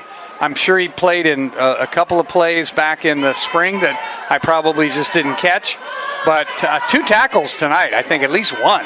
And he's coming up rapping. He looks really good when he's made his tackles. Yes. And so these young men, without a chance to hone their skills anywhere else, are honing them on the big stage. And next week, hopefully, it'll be the big stage. Be nice to be home for 3 weeks, wouldn't it? Yes, definitely. And we don't leave the valley again. That's the other good news. Billy, I kind of forgive him, but he just said, okay, but we're not leaving again. So it's a rough first month. You're out of town quite a bit, but it's our hottest time. So you're going to San Diego and you're enjoying that weather. But so Valley Center was hot. Yes, it was. And this is hot. So Billy, please get us Smart Vista or somebody. You know what I mean? I like being up there with a little windbreaker on. There you go. I enjoyed that at Modern Day. We can't get them too spoiled, though. No, that's true. That is absolutely true. The two-a-days aren't the same as they used to be, so they could deal with it for a game. Yes. Yeah, you guys were half dead before you even got on the field. Okay, incomplete. A couple of Indio guys saying, hey, I was open, and that's always easy when you're the receiver, not so easy when you're the quarterback. And on your back. Yeah, people are, you can smell the defensive lineman's breath. Yeah, you don't quite hang in there, as long as, unless you're Tom Brady and you're going to get 15 if they touch you. So that will work too. Tom Ronco, Donnell Washington, sharing a lot of great information with us. I really appreciate it. I asked him to come up, and he wasn't sure he had anything to say, but everything he's said so far has been very, very, very helpful. 13.8 seconds to go to halftime, and they're going to take one more shot. Indio, they have a man open, and okay, this isn't the NFL. You do not have to look back. You just cannot run into the runner or the receiver. For Charlie not being out on coverage a whole lot, he did a pretty decent job of getting back there, and he's getting his hand up in the receiver's pass, so not bad. No, Charlie, dad, a good player, and there you go. And kind of coming on down. And again, another one of your yes, American Youth Football, AYF, yes. Yeah, and you know what? The thing about playing guys your own size is you can play multiple positions, so you learn. Right, definitely. You may be the big kid one year, and then everybody grows a little bit, and the next year you're something else. Back to pass. This would be the last play. And, no, it's not. Cannot end on a defensive penalty. Coverage out there by Noah. Number 7, JD Arianes. Yeah, and they're going to call him for pass interference. And I hate to I'm not disparaging our JV, but usually in a JV game there's not a lot of passing. and he has been doing nothing but defending the pass. So this is excellent for him no matter where he ends up. And I think we'll see a lot of different players this year going up and down. Do you go to the JV games? Yes, so I try to go and support the freshmen and the JV. We have numerous friends on all levels, but not only that, one of the things I try to tell my son when practice is over, always go support the other kids, because you know what? They're going to come and support you, and just help them with that motivation. Make them keep working to get to the point where you guys are. Yep. It's all Brawley football. I did not think Indio had another timeout, but apparently I was fooled by that. And the Wildcats, not knowing what's going on, I don't think they thought they had one either. Okay, so wait a minute. So who? They're taking the delay of game. Oh, they're taking a delay of game. Okay, so that means the 40-second clock, however, should be running, right? As soon as the it's a dead ball. Dead. But no, they're saying now 25 seconds after the penalty is walked off. I was reading this thing. I think. See the back judge? He's looking at his watch. Correct. Okay, so now they've got 25 or 40 seconds to get the playoff, no matter what the game clock says. Just so to let everybody know, the back judge, which is the guy way back there by the goalpost if you're looking at the video while you're listening to us, okay, that gentleman resets a time clock, a play clock, just like they do in basketball. It's supposed to be visible, but nobody has the equipment or the personnel, especially in a pandemic, to be doing this. So eventually you're going to come to the game and you're going to see that kind of thing, okay? And now they're going to set up and attempt a field goal. And this is going to be number 8 kicking. And the kick is up. Flag. And we have another flag, and it is no good. But depending on what it is, if it's on the offense, then they can decline it. Here we go. Dead ball foul. Offside on Brawley. Okay, Wildcats can't. Okay. They're trying to come after it. They're trying to keep the 0 shutout. Yeah, but that's not how you do that. But anyway, okay. So they get another shot at it. Indio, by the way, has not scored in 2 games. So this is the kicker's first time kicking. And that is not easy. It's a little bit more than an extra point, but not more, maybe 5 yards more. But it's your first kick. It went shanked badly to the left. Let's see if he can recover. And again, these are kind of fragile people, a lot of times soccer players. And he kicks it up, and it is no good. Okay, so he missed it twice to the left. If he does it again, he'll miss it to the right. That's just the way this goes. Okay, a look at the scoreboard at halftime. It is Brawley 41 and the Indio Rajahs 0. Brawley, I don't believe, is heading to a locker room. Don't quite know exactly what's up. Pretty good crowd for a Thursday night, don't you think? Yeah, definitely not bad. Our side, our side is here very good. On Indio's side, you could tell it was Indio's first home game. Yeah, I think a lot of the parents are happy that it's just a short drive and they could get back home very shortly as opposed to coming over the mountain. So, a Thursday night game in San Diego. That's going to be, unless you got, unless you take Friday off, I don't see how that would ever work. Definitely coming back from Chula Vista last weekend, even though it was a Friday, that was rough. Oh, yeah. I did not go there. I went to, my son lives in Newport, and that was an hour and 45 minutes in itself. So I can't imagine from down close to the border trying to climb over the mountains. I think we are at halftime. Have a seat. Let me run a spot here and let everybody know kind of who our billboard is. And we will get back to it. Donnell Washington, Tom Ronco. And this is your 2019 billboard. And let's see if we can kind of... Welcome. Oops. At football. This webcast is being brought to you by the Desert Review and Wildcat Broadcasting and is presented on thedesertreview.com and on Facebook at The Desert Review. Brawley football is sponsored by Hart Insurance Company, the Dom Team for Real Estate, Johnny's Burritos, Ojeda Industries, The Man Company, OK Rubber Tire, Jordan Central Implements, Desert RV, Brant Beef, Carter Taylor and Lidco, Clayton Drain Tile Maintenance, Fry Chapel and Mortuary, Clickup Parker Insurance Company, A&R Construction, Brawley Auto Center, Smith Candle Insurance and Real Estate, and One World Beef Packing. And now, here is the Wildcat Broadcasting team of Tom Ronco. That's me. How are you? I'm doing well. With me is Donnell Washington. We are talking about Brawley football. He is giving us a just great background on how things have changed. And this is, at what point did as you say, it's been, 3 or 4 years since Pop Warner went away? So it's now been we're about 6 years out of it now. Okay. Because these boys are 3 years in high school now, and they played about 3 years into it. Okay. And again, for those of you that played Pop Warner or played for Brawley High or know somebody that played Pop Warner, that again was based on weight. So you had a division and you had to get weighed before every game. I remember they did that when my son played. And I remember that we were in a 142-pound division, and then you were able to get up to 145 by the end of the season. Right. And I also remember we went to Fallbrook to play in this bowl game. And I remember Andrew Dahm was a quarterback. Brandon was a running back.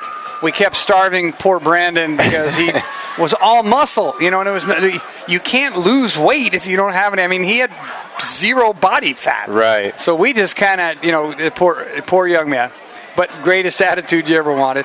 And we went in there and we had people varying from 130 pounds to 145 pounds. I mean, nobody was the same. Then this team comes in from Fallbrook somewhere else, Poway.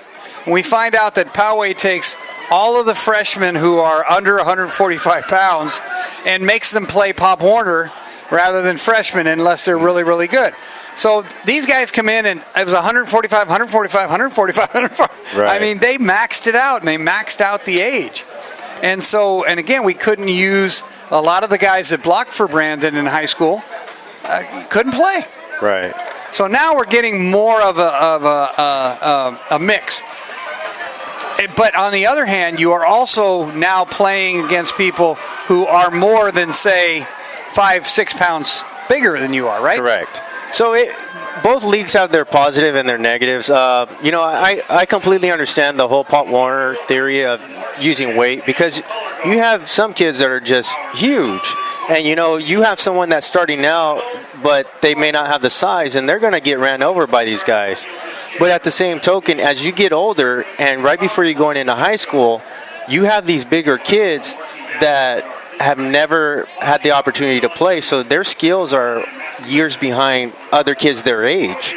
Where you go to an area where the Imperial Valley might have Pop Warner, but out here in the Coachella Valley or something like that, and they have AYF, those bigger kids that you're going to play as a freshman in league, they've been playing for a couple years. So now the Valley kids are behind, or vice versa.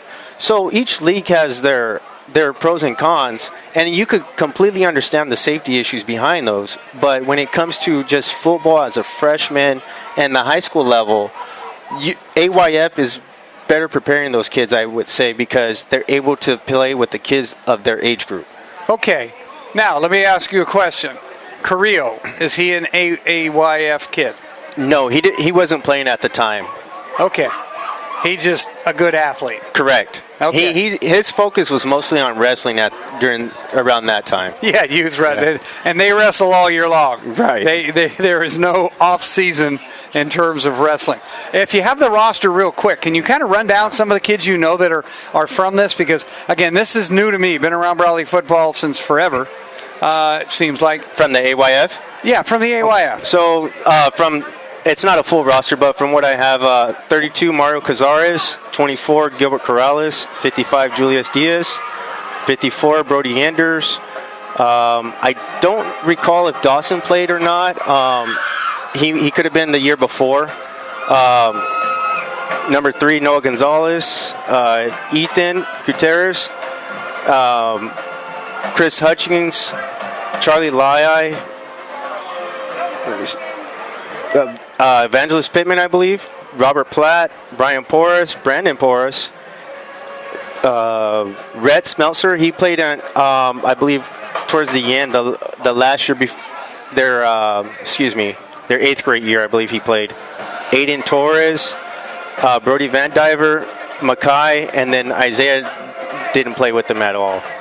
So that's just part of the list of the kids that have played with but them. that's great. And again, what we're seeing is, and we should give credit to the people who volunteer their time and do the youth coaching. Yes, definitely. Because it's apparently paying off. Yes. One of the parents that were highly involved with that was Eileen Gutierrez, Matthew Gutierrez's mother, Ryan Rebular with Elms Equipment, and Bobby Sanchez. They were kind of a few of the people that kind of led the charge with going to AYF. So back when my father, Don Campbell, was president, we were still with the Pop Warner, and that's where discussions began. But they helped lead that charge into the AYF. Okay, and for those of you that might not have caught that, that's former mayor. That's the mayor. We still refer to him, and did a good job. They're not going to suggest that where people are not now. Okay, Dottie, don't get on me. I don't want to hear from anybody. But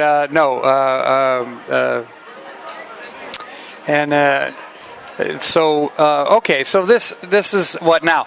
Let's transfer this down south of Ayton, or north of Ayton is Imperial. Okay. Imperial has a what program? So now everybody in the valley is AYF.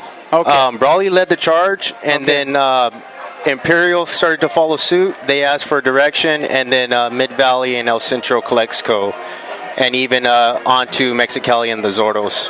Oh, really? Yes. Okay. All right. Okay. Yeah, and they used to play Pop Warner. Yes. Even the Halcones, they have championships with Pop Warner. Halcones, I love that. The only place you could go down and drink a beer and watch a youth game. I used to love that place. Okay, so everybody's kind of transitioning to this. And it eventually should just make all the teams in the Valley stronger. Yes. In my opinion, I really think it will. It helps bring us up to par with, the San Diego teams that now we're part of that San Diego section. Yeah. And I can remember as when I played for high school, when we went out, we played in the LA section. Yeah. But when we got to teams like Bloomington, we were like, oh my God. Yeah. Like, where do you create these guys? Here, everybody thought I was tall at 6'3", and no. You were, yeah. Yep. Yeah. No, I just, I remember as athletic director going to play. I believe we went to what's one of the schools in Riverside. Not North. North we played in football. I don't want to ever remember that game. But we played one of the schools in Corona, that area, Riverside, Corona area. And I met their AD and everything, and he was warming up, and, we had never played them. And, he said, hey, and your team is pretty good, and Brawley held their own, and then eventually they kind of pulled away. They just had more power. And anyway, about the 5th inning or so, I'm talking with their AD, and he said, hey, we should maybe schedule some games. And I looked at him and I said, your baseball team could post up my basketball team. Right. So basketball is off the table. I'm not doing that to my kids. I ain't going to have them running around, where we can't get the ball in the hole to anybody. So yeah, they do a lot of that. And in San Diego now, AY American Youth Football, is that now taking over San Diego as well? So San Diego, they have both. They have a little bit of both, I believe. But they also, I believe, they have something called the All-American, which is similar to That's what AYF. I see in Northern California. Correct. So I don't think they have Pop Warner anymore. A lot of those teams we've seen out in Florida through the AYF, like the Chula Vista, I think it's Toros, South Bay Toros. You have also the, oh my God, they're silver and black. I can't even think of their names right now. Balboa Raiders. Okay. So, they were out there through the AYF as well. Again, I don't recall the Pop Warner teams out there or where they had their championships. But most of the advertisements is mostly through AYF now. Okay. All right. Tom Ronco with Donnell Washington. We're talking about the program that's contributing now and a change in the guard from Pop Warner to a program called AYF, American Youth Football. Also, there's All-American, I believe you said it was, and I've seen that advertised in Northern California. So a number of youth things, whereas at one point in time you played Pop Warner in Brawley or you played flag football for your junior high or whatever. We're at halftime. Score is Brawley 41, the Indio Rajahs nothing. And it's kind of been a game where the Wildcats have been able to play a lot of Wildcats, and that's what we kind of needed to do. The first two games, just kind of hanging in there. It was dig deep, and the young men will be home for the rest of the season. We will not leave the Imperial Valley. In actuality, for the rest of the season, we will only make 2 trips to El Centro. One to take on Southwest and one for the Bell game. Correct. So every other year, and again, league is changing. The Palo Verde Yellow Jackets are now out of the Imperial Valley League, so it is down now to 5 teams, which makes for a bye, which everybody had a bye, but now you don't have control over it. So Brawley's bye is now coming up the week before the Bell game. So what's going to happen is Brawley is going to play Calexico at home on October 14th, and then not play again until the Bell game on October 29th. Yes. And I know Coach John Self would rather have a bye this week, next week, because we need to heal up a little bit. And we don't need to heal up for the Bell game. Bell game is all hands on deck. Correct. You'd have to be in a cast right up to your neck or before you would not play. Absolutely. No matter what, you're going to be ready for that game. Yeah. And so we don't need the extra week. The extra weeks actually may be a distraction because you can't practice them. You can't keep that sustained adrenaline for 2 weeks. So it's just not. But Billy Brewer, did his best, and it is not easy in a pandemic when schools in San Diego don't want to play you. You don't want to travel too far. We got somebody. Let me see if I can. Oh, he's got his mask on. That's good. Is that Noah Gonzalez? No, here, you take a look. you know their faces better than I do. I see them through a helmet. He's walking just fine. Yeah, I think that's Noah Gonzalez with his gear in his hand. Okay. So, but he's walking, seems to be okay. Don't want to spook anybody, so we will wait to see if number 3 gets back on the field or not.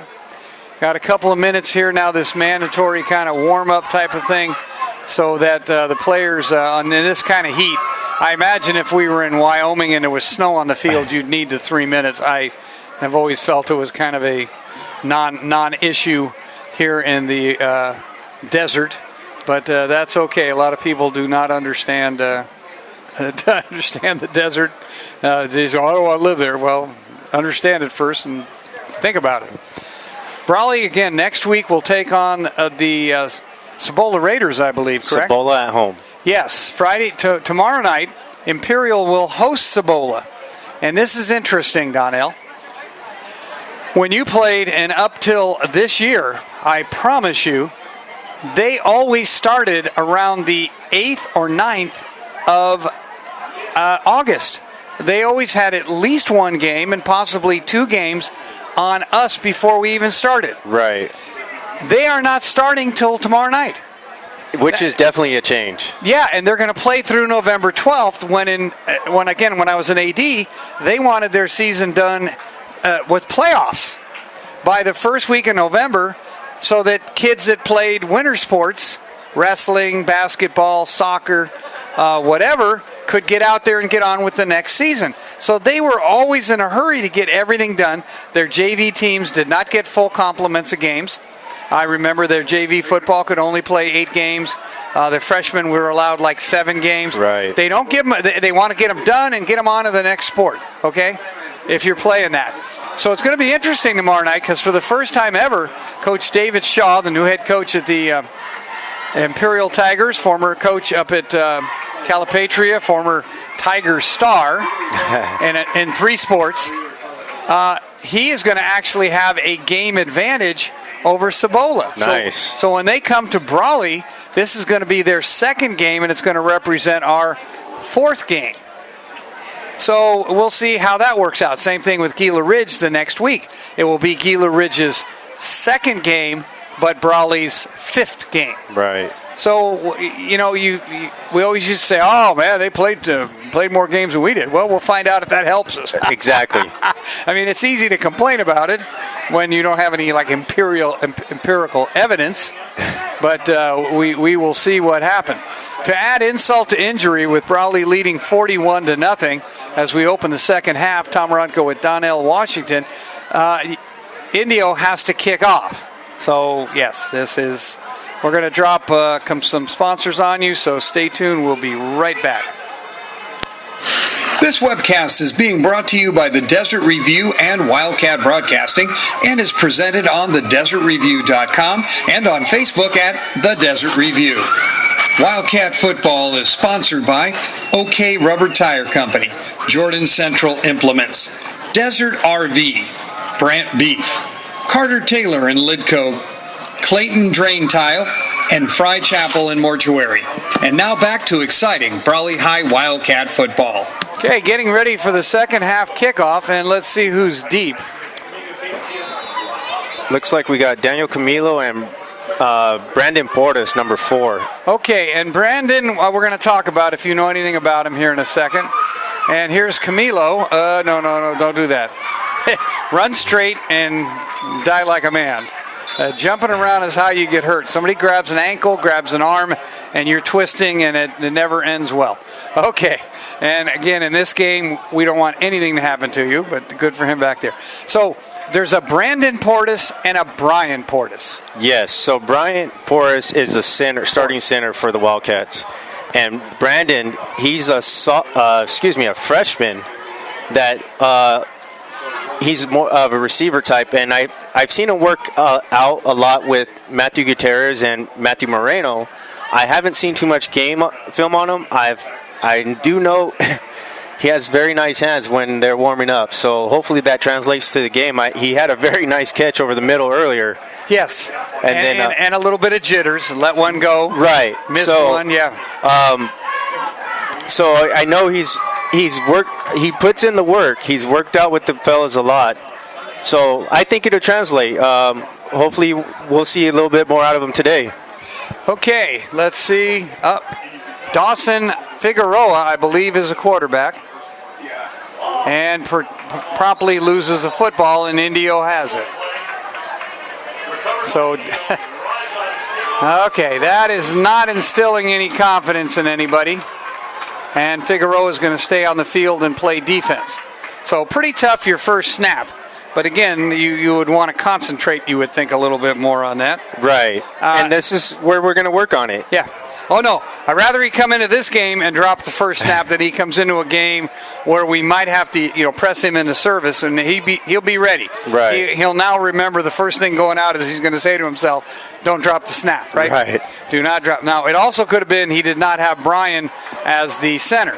So Indio now has got great field position, and they have a 1st and 10 on 20, about the 20?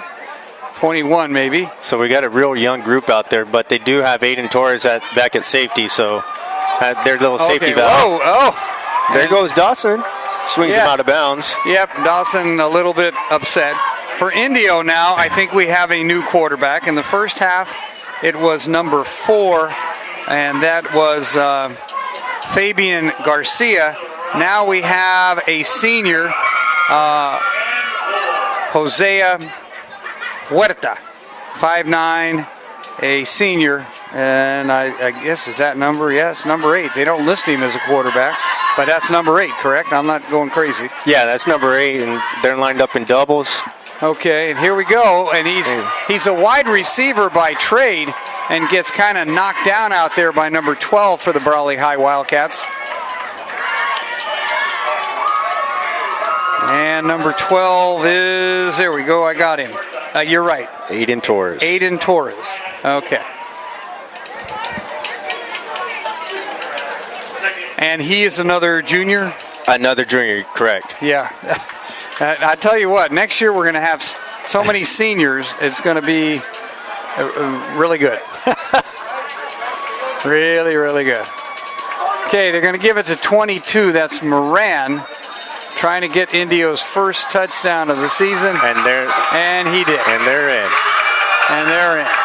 So, okay, Brawley fumbles the...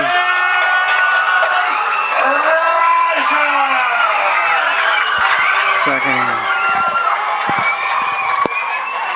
Okay, so a fumble by Dawson becomes suddenly a touchdown.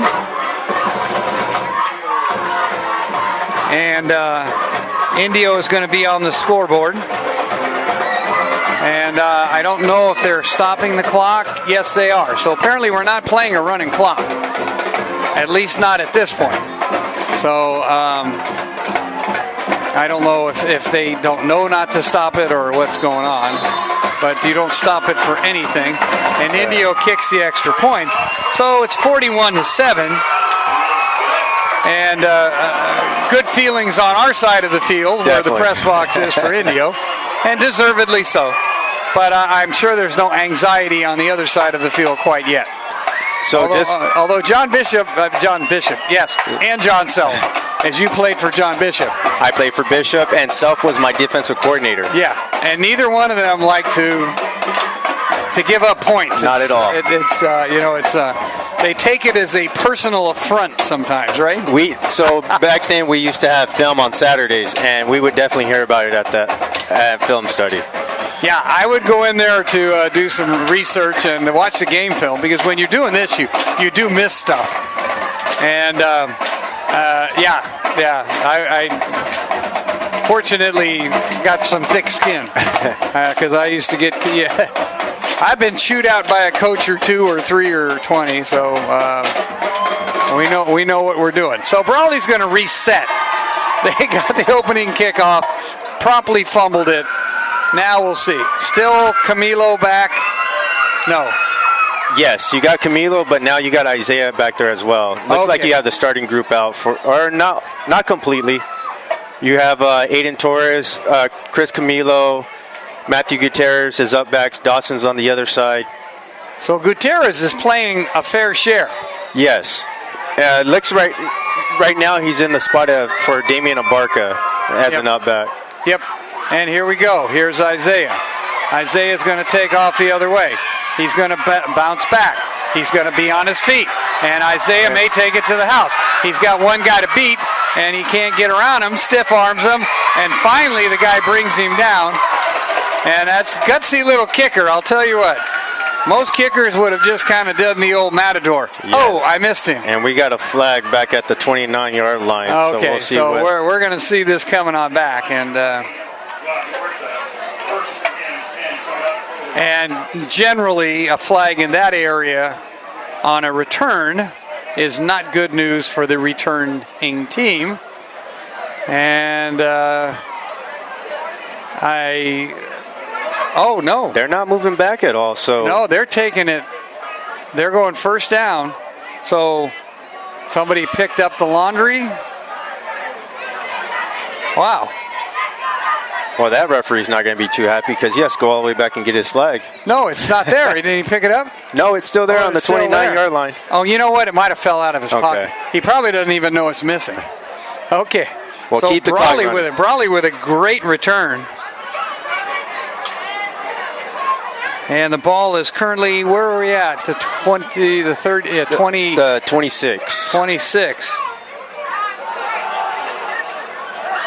And Matt Moreno with the carry up the middle. Hey, Matthew Moreno was his first carry. And again,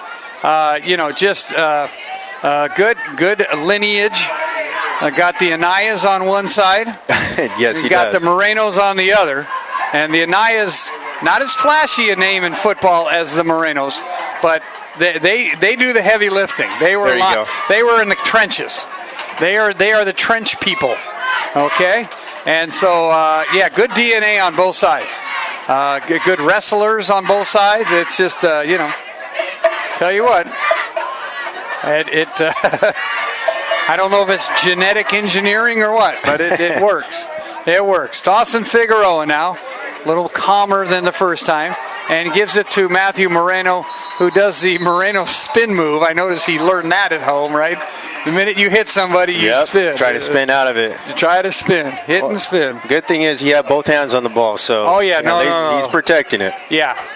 Oh, yeah. I'm sure when he was brought up, that was some of the instructions from home. So Moreno now, and number 25, packing the mail for the Wildcats, comes with a 3rd and 1. And a late addition to the game is number 44. And Dawson's saying, wait a minute, what are you doing? He's in at tight end. Who is 44? That'd be Brody Van Diver. Oh, okay. Coach Van Diver's son. Yeah, Ray's. Okay, and up the middle. And let's see where they spot it. I believe that's Moreno again, correct? Yes, I believe so. Looks like he's got enough for the first down as well. And following Van Diver's block. And we have a Rajah down. And a Rajah up. Okay. All right, so the Wildcats now knocking at the door again. And they just noticed that the guy was still in there. And here we go. Trying to look on offense. Isaiah is not the running back, so he's been getting a rest for a while on offense. Wildcats in a tight formation, double tight end. Here's Moreno weaving his way. Now, is Gutierrez a running back also? Gutierrez is actually the quarterback for the freshman team. Okay. So he's not going to stay up here. Well, so from my understanding, he was brought up to play linebacker. So, as long as he didn't play defense in the freshman game, correct, he can play defense in the varsity game. And this week the freshman game was canceled, so he's afforded the whole game. Technically, he's a free agent. Right. Okay. So I believe when he comes up, he'll be for the use of linebacker. Okay, Tom Rodko, Donnell Washington, bringing up all kinds. This game has, pandemic. I know I got a little rusty, but it just seems like. It just changed overnight. Pushing the pile. Yeah, this is scrum. And the Wildcats in there, number 57. Looks like kind of a clean jersey. Let's see if we can get his number. And again, mine is, unfortunately, Ray likes to do it by alphabetic. That helps me. Adon Herrera. Okay, Adon Herrera, I'm sure. And we'll try to see who the center is coming out. You can be my wingman on that one. Okay, and they've also pulled out number 5, right? He's not in the game. No, he's not. Okay, that's why you're relaxed, right? It does help. Yeah, no problem. Okay, the center is number 51. That's Brian, right? Actually, no, 51 is Rhett Smeltzer. Oh, okay, there you go. You did give me that. Okay. Right now, I believe all the starters are out. Okay, number 25, Moreno, tries to get outside.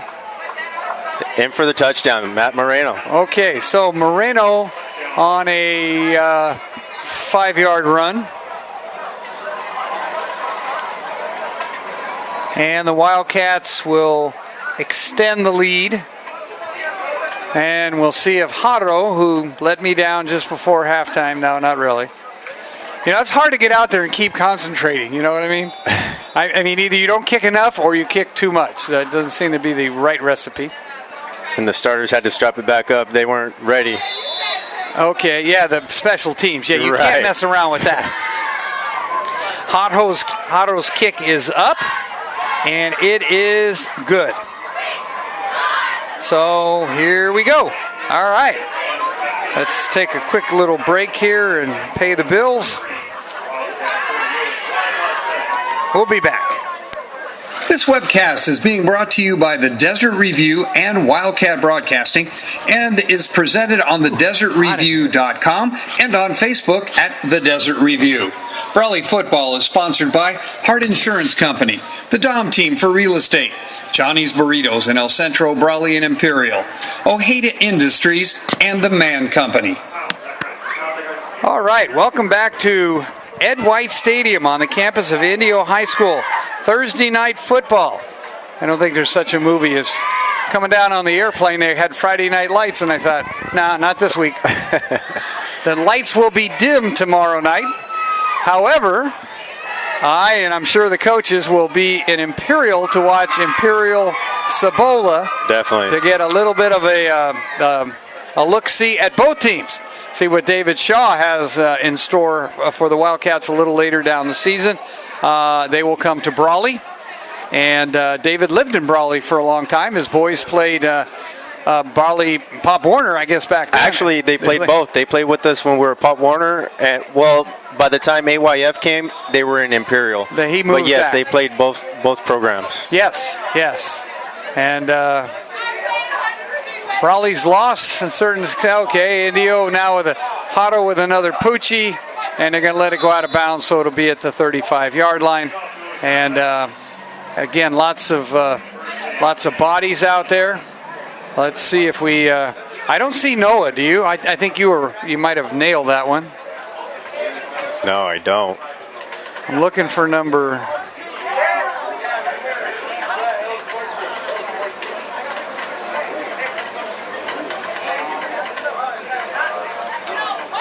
I don't see anybody on the bench over there, so hopefully he's just walking around with the team and everything's all right.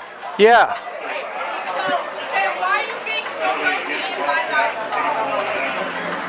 Ethan Gutierrez over there giving offensive coordinator Brandon Young some pointers. I got news for you. Ethan, you would have wished, as good as Isaiah is, that you were handing off to Brandon too. Has a big burst of speed. Oops. Okay. Little Gatorade wrapper. Yeah, somebody up playing around, getting nervous on the roof. All right, 1st and 10, Indio. They trail 48-7. Charlie.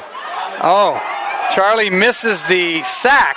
And remember, this is a young man who is listed as now it's number 4 again. So 4 is back in a quarterback. And made a nice open field run. And the trouble when you blitz like that is... Right, you got to control your speed. And Charlie's got that speed, but he's got to control it and break down and make that tackle. And the sophomore, J.D. Adianis, came up with a nice open field tackle right there. Yep, sure did. And yeah, Charlie, the dad, Charlie also had good speed, a little more size, but back then it seemed like everybody had a little more size. Number 22, Dawson. I think he took his eye off the ball. It almost hit him. Yeah, he was looking for the tackle more so than the ball. Almost hit him right in the helmet. Okay, they are stopping the clock. I thought they would be running it, but maybe both coaches agreed not to. At some point, I think, in the fourth quarter, we may get to that. And again, be nice to be home next Friday night, I'll tell you that. Going to seem kind of strange in a way, but we will be there for 5 of the remaining 7 games. So that's a nice to know. And again, okay, that time somebody else ran themselves out of a play. And that's number 44 for the Brawley Wildcats. And I'll look up 44. 44, that's Van Diver. Oh, that's okay. That's Brody Van Diver. So it's nice to see that they're getting some pressure, but again, they're going to have to control it and keep them in the pocket. They're learning a lesson. Going to be a long drive home. It's going to be a long, because you want to get in there and you want to play, but then coaches are going to say to you, "Hey, we put you in there, and here's what you look like." Exactly. So films can be kind of brutal, as you were talking about. 4:22 to go. And another run, and almost, spins out. And a nice open field tackle, that time after a couple of misses, grabbing a little bit high and running right through some Wildcats. And I think you're right. The referees didn't even realize they're missing their flag. But that was a nice recovery by Brody Van Diver to make it, because he came in for the rush and he made it back for the tackle. Yeah, he chased the guy down from behind. Very excellent hustle. That's right. No quit in that Wildcat. Did a nice story on him. The pandemic, if it didn't, nothing else, gave a chance for all three coaches, Brandon Young, Ray Van Diver, and John Self, to have all three of their sons play together. Right. And that's something you can't, you remember after the years, although I'm sure they all would have traded it for a regular year. Okay, nice run up the middle. Indios, again, trying to get something going. Cannot blame them. Hey, this is football. Nobody said, to turn it in. Fortunately, they're trying to do it on the ground rather than in the air as they were in the first half. So, well, just this little bit right here, whether it be on the ground or in the air, just this little bit of get a score here, and it starts building that confidence. You're not trying to get it all back at once. You're just a play at a time, work on your keys, get your blocks, and something to move forward to for next week in practice. That little bit in film study will go a long way with these kids. Again, Indio plays in the Desert Valleys, not to be confused with the Desert Empire, and they're going to call timeout. And again, the difference being that just too many teams in the DVL. When you were in the southern section, you remember that the top three teams went to the playoffs. 1, 2, 3. Right. And Zadie, the CIF, would call me up and say, they didn't ask me who won the league. They didn't ask me anything. They'd say, who's your 1, who's your 2, who's your 3. If there was tri-champions, still, they didn't care. Who's your 1, who's your 2, who's your 3. And we had this like 20 pages of tiebreakers to determine who was 1, 2, and 3. Because in basketball, football, we got tri-champions. Right. Or we got co-champions. But you couldn't leave it at that because they didn't care. They were not giving you a number 1 and a 1A. Yeah. 1, 2, 3. Well, the downside of that was that at one point the Desert Valleys League got to be 10 teams. Well, now you're saying, okay, you're starting the season and 7 teams are guaranteed not to make the playoffs. So we split it up. Okay. And actually formed the IVL. And that made it, we had 3 chances out of 6. That okay. Sounded a little better. Definitely. That sounded a little better. All right, here goes the Rajahs again. Now they're going to go with the power I. Haven't seen that baby in a while. And they're going to get a touchdown. Okay. And nobody told 41 he was in the end zone. I believe that's Chris Hutchinson. Or Dominic Molina, excuse me. Okay, another young man just getting out there. Is he a junior also, or? Actually, I'm not sure about Dominic. Okay, I have another roster somewhere where I think I wrote all of their years down. Brawley does not like to give out that information. You get name and number. You don't get height, weight, anything. So, let me see if I can dig that one up. I did note who they were, but it's basically the starters. So could well be. Once in a while, good classes come along. That's fumble not the snap. Yeah, that's not good. Yeah, us, the parents in the stands, we got a little group text going on trying to figure out what age the kids are. So are they going to be back? Soon enough, we'll have a roster with their ages. Okay, well, share it with me when you get it, okay? I would appreciate it. Hand, Coach Self.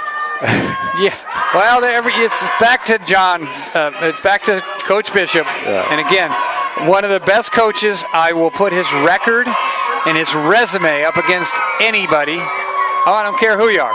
He's, no one sustained once in a sustained manner as long as Coach John Bishop did in the Imperial Valley. Now, Cal Jones was an excellent football coach.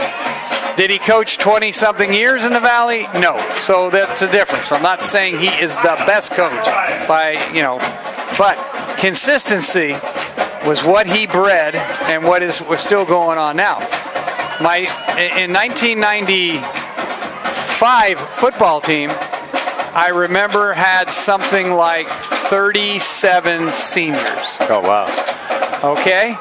And, I remember people in the stand yelling, "Play my kid, he's a senior." Well, that's a long line. The whole roster. Yeah, and next year we're going to have the same kind of issue in a certain way.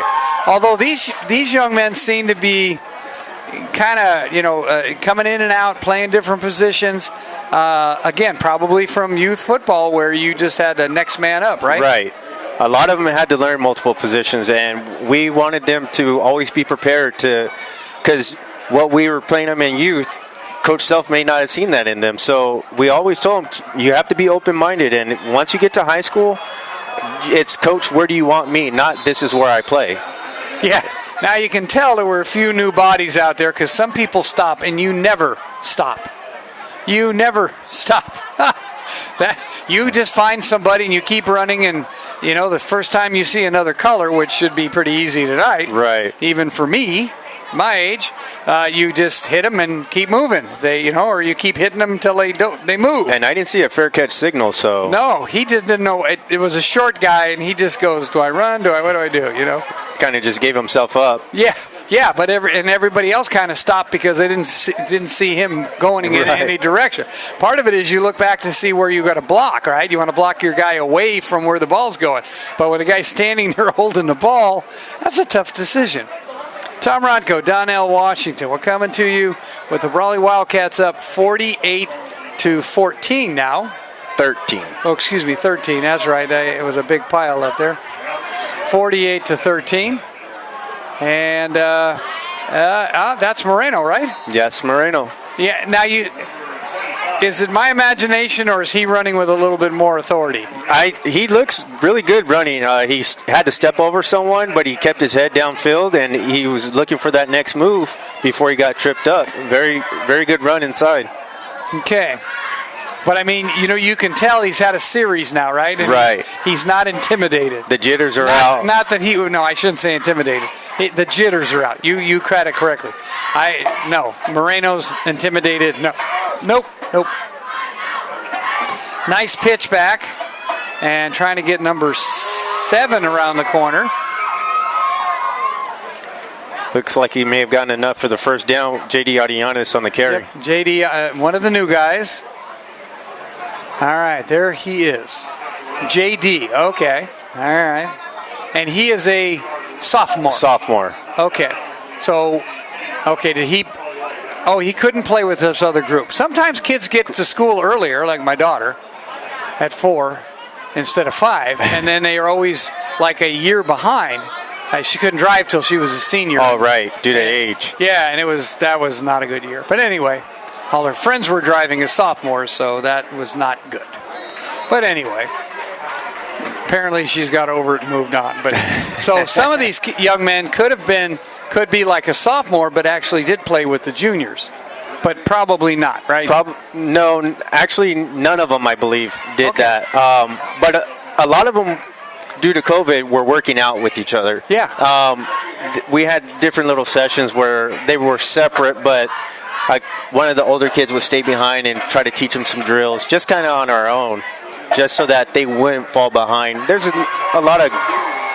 good group of parents that like to, be involved with their kids, and they're here. You can see this. It doesn't look like much because it holds about 10,000 people on the other side, but it's a good. Oh, Moreno tried to do a little back and forth. And actually, that was Miguel. No, that was Miguel, yep. Number 20 for the Brawley Wildcats. Miguel Ramirez. Junior? Sophomore, senior? I believe he is a junior. Okay, I think I may have that. Third quarter comes to an end. Because he did play with the boys when they were on the 14U team, so... Ramirez would be yet another junior. I'm telling you, we're going to have Brian Portis. Was he also on the team? I'm sorry. What was the name? Brian? Yeah, Brian is the center. Yeah. Brandon. Yes. And he was on the team. Yes. Okay. A look at the scoreboard from Ed White Stadium on the campus of Indio High School. Brawley 48 and the Indio Rajahs 13. We'll be right back.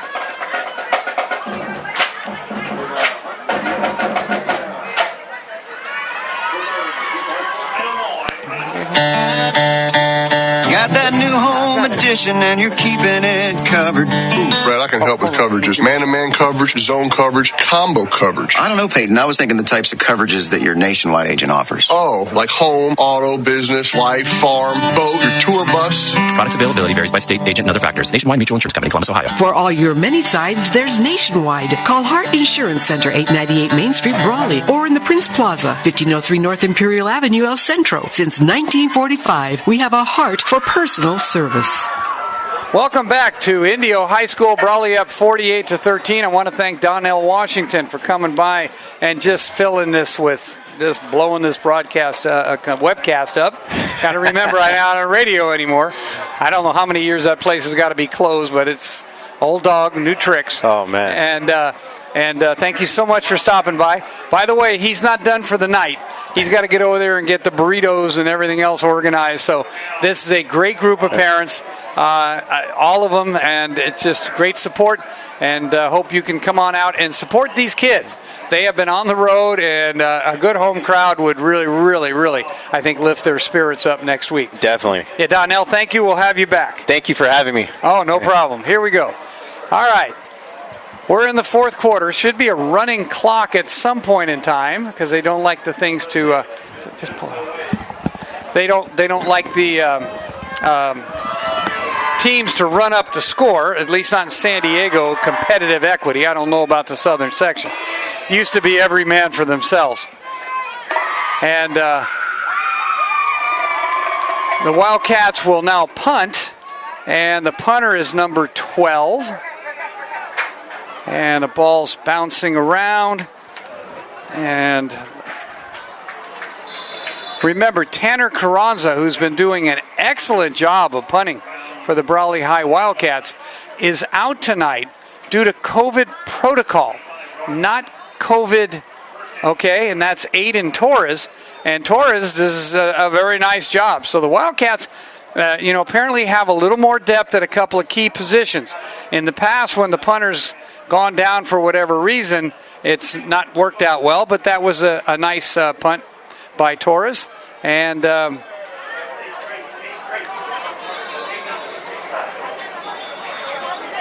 Wildcats do not look like they're organized, so Brawley is going to call timeout, and they are going to stop the clock, which is interesting. So I guess we will not have a running clock tonight. And we'll be back.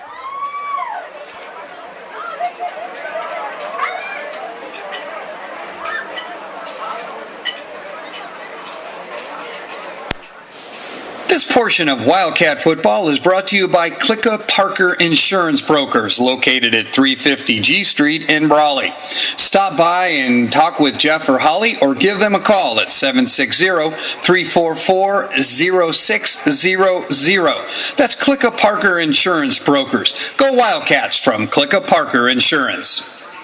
Okay, welcome back to Indio High School. Tom Ronco. I want to thank again Donnell Washington for just a great job. And I asked Donnell to join me because he had, again, I know, just a great background on the young men on this team. And that's one of the things that, we like to emphasize.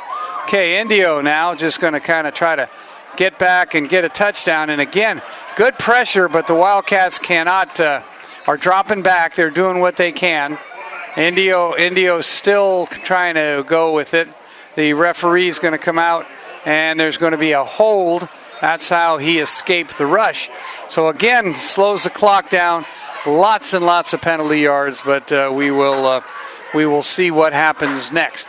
And again, the Wildcats with a lot of young men getting much needed experience tonight And that's exactly why this game was on the schedule.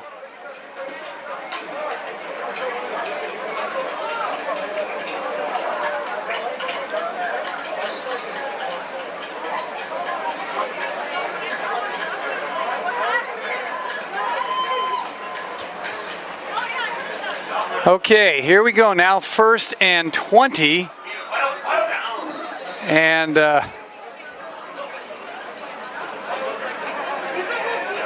run up the middle. Pole got right in my way, and we see that.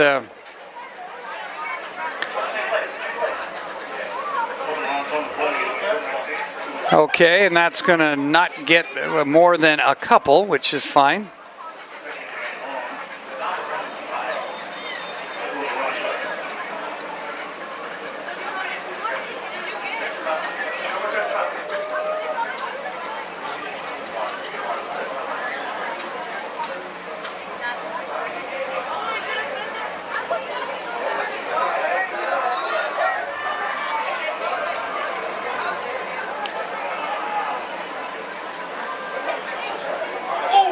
Oh, and a sack. The Wildcats finally get in, and now it's going to be forward progress, however.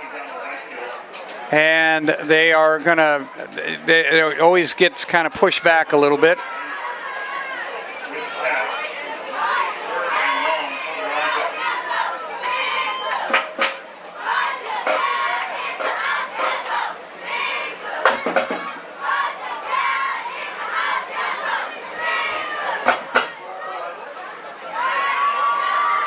Okay, so that's going to bring up 3rd down and a whole bunch. How about 20-something, 28 maybe? And the Brawley High Wildcats just kind of playing this one out, leading 48-13. And getting, again, a lot of good experience for a lot of young men who have been waiting a long time. Almost 2 years for some of this. And again, running out of the pocket. Nice open field tackle out there by number 22. That's Dawson Figueroa. And that's going to bring up 3rd or 4th and make it about 20. And the Rajahs will punt away the football. And I believe he stayed in bounds. I think, yep, the clock is continuing to run. Okay, we've gone over it a couple of times, but if you're just kind of tuning in to pick up the score, stay with us for a second, and we will be more than happy to, more than happy to let you know what the rest of the Wildcat schedule looks like. We have some games coming up, all 3 in a row. The next 3 at home. We'll finish out September. The Cibola Raiders, who play the Imperial Tigers tomorrow night. Gila Ridge out of Yuma, Arizona, and Fallbrook. And we will see how that ends, and then Brawley will start IVL play. Okay. And knocked out of bounds, I believe, just short of the 1st down. The field judge late to the game on that one, where he went out of bounds, and by the time the field judge got there to spot that, he's giving a guess, and they're going to give them a 1st down. That was bad. Okay.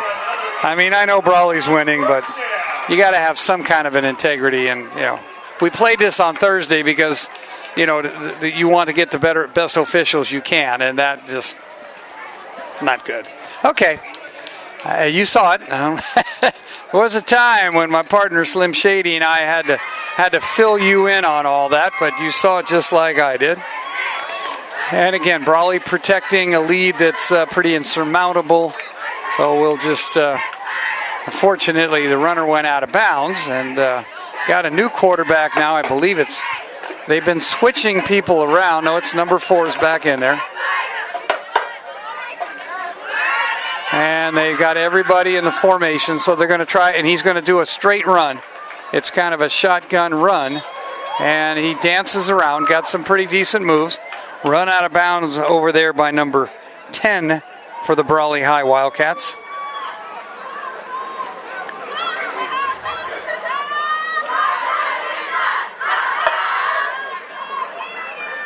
Oops.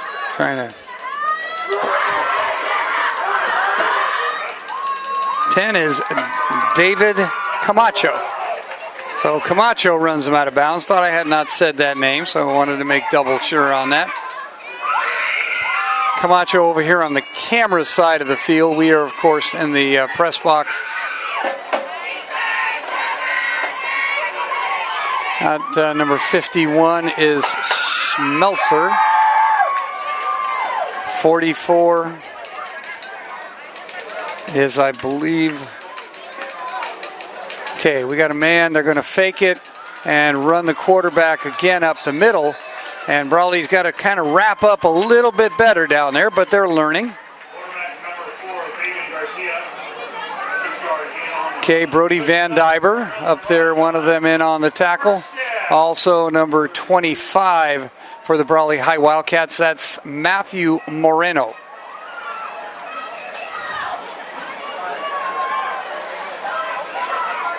Next Friday night, the Cibola Raiders come over. We have played Cibola High School almost since its inception in the 1990s, on and off. There were a few years there where we flat didn't play any schools out of Yuma, and that was a lot to do with the AIA, the Arizona Interscholastic Association.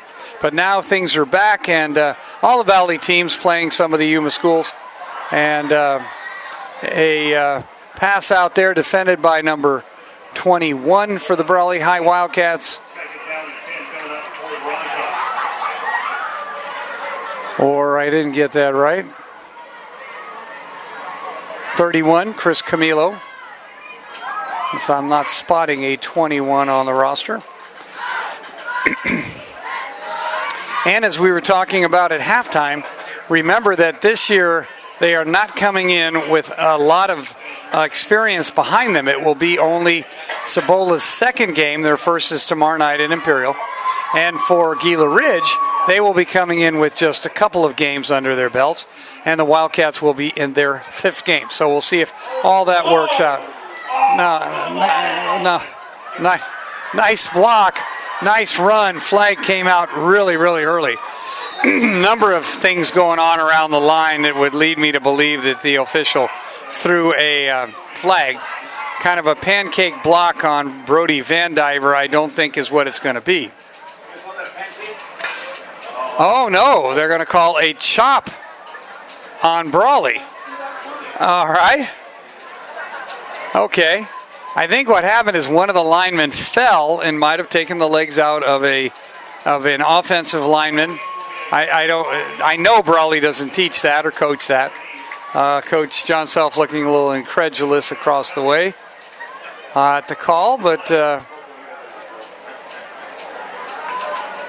and giving the referee an earful. No, not really. Okay, so Indio getting some help on this drive, or a lot of help. Coming up on 1:15 and the clock running. We will see if the Wildcat defense can hold one more time. And now we're going to get a timeout by the Indio Rajahs with 1:08 to go. And with the score 48-13, we'll be back.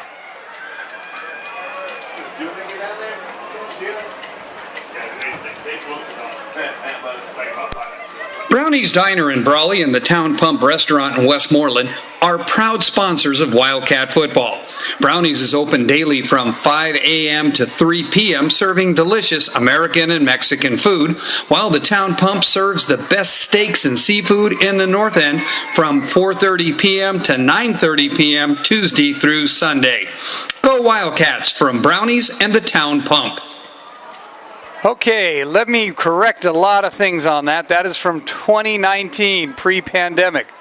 Post-pandemic, Gabe Revelar and Juanita have moved the entire kitchen from Westmoreland's Town Pump to Brownie's. And in the morning, it is Brownie's Restaurant. They open at 7. They close at, I believe, 3. And they're serving breakfast and lunch. Same old good food. And then at 5 o'clock, they are opening up the same restaurant, but with the same kitchen and the same taste from the Town Pump in Westmoreland. So you have both because of the, just supply chain, there's 1,000 reasons, but the food is still good. The food is still there. And again, it wasn't that it was cooked in Westmoreland, which is close to my wife's heart because she's born there, raised there. But it had nothing to do with that. It has to do with how you cook it, who cooks it, and how it's prepared. And again, the whole kitchen, the wood flavoring and all of that stuff, all in Brawley now. So if you want a good steak, still the Town Pump. You just don't drive to Westmoreland, or if you're from Westmoreland, you got to drive into Brawley. And that's about it. Okay, another timeout by the Indio Rajahs. Another chance for us to catch up with one of our sponsors.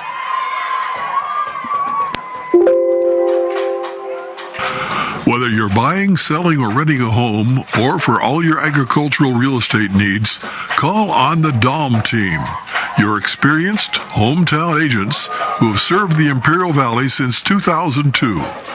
Let the Dom team make your next real estate transaction more successful and enjoyable. Give Doug or Andrew a call at 760-427-6741. The Dom team, proud supporters of Wildcat football. Okay, welcome back to Indio High School, and Doug Dom played on this field, as did Andrew Dom, and they are good supporters of Wildcat football. They also do rental and an interception for the Wildcats on about the 2-yard line, and if Indio does, they finally drive out. Oh, that's a little extra. And a nice interception out there for the Brawley High Wildcats that will put an end to everything.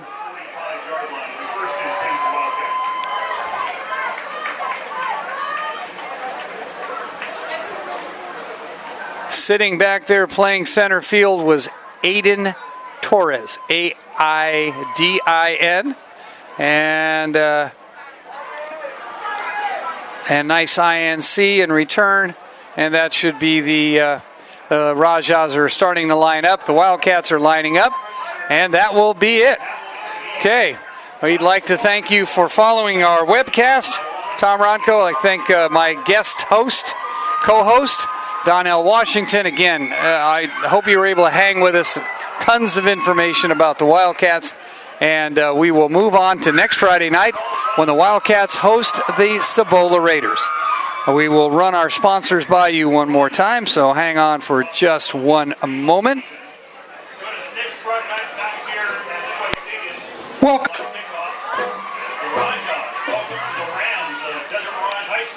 Is being brought to you by the Desert Review and Wildcat Broadcasting, and is presented on thedesertreview.com and on Facebook at The Desert Review.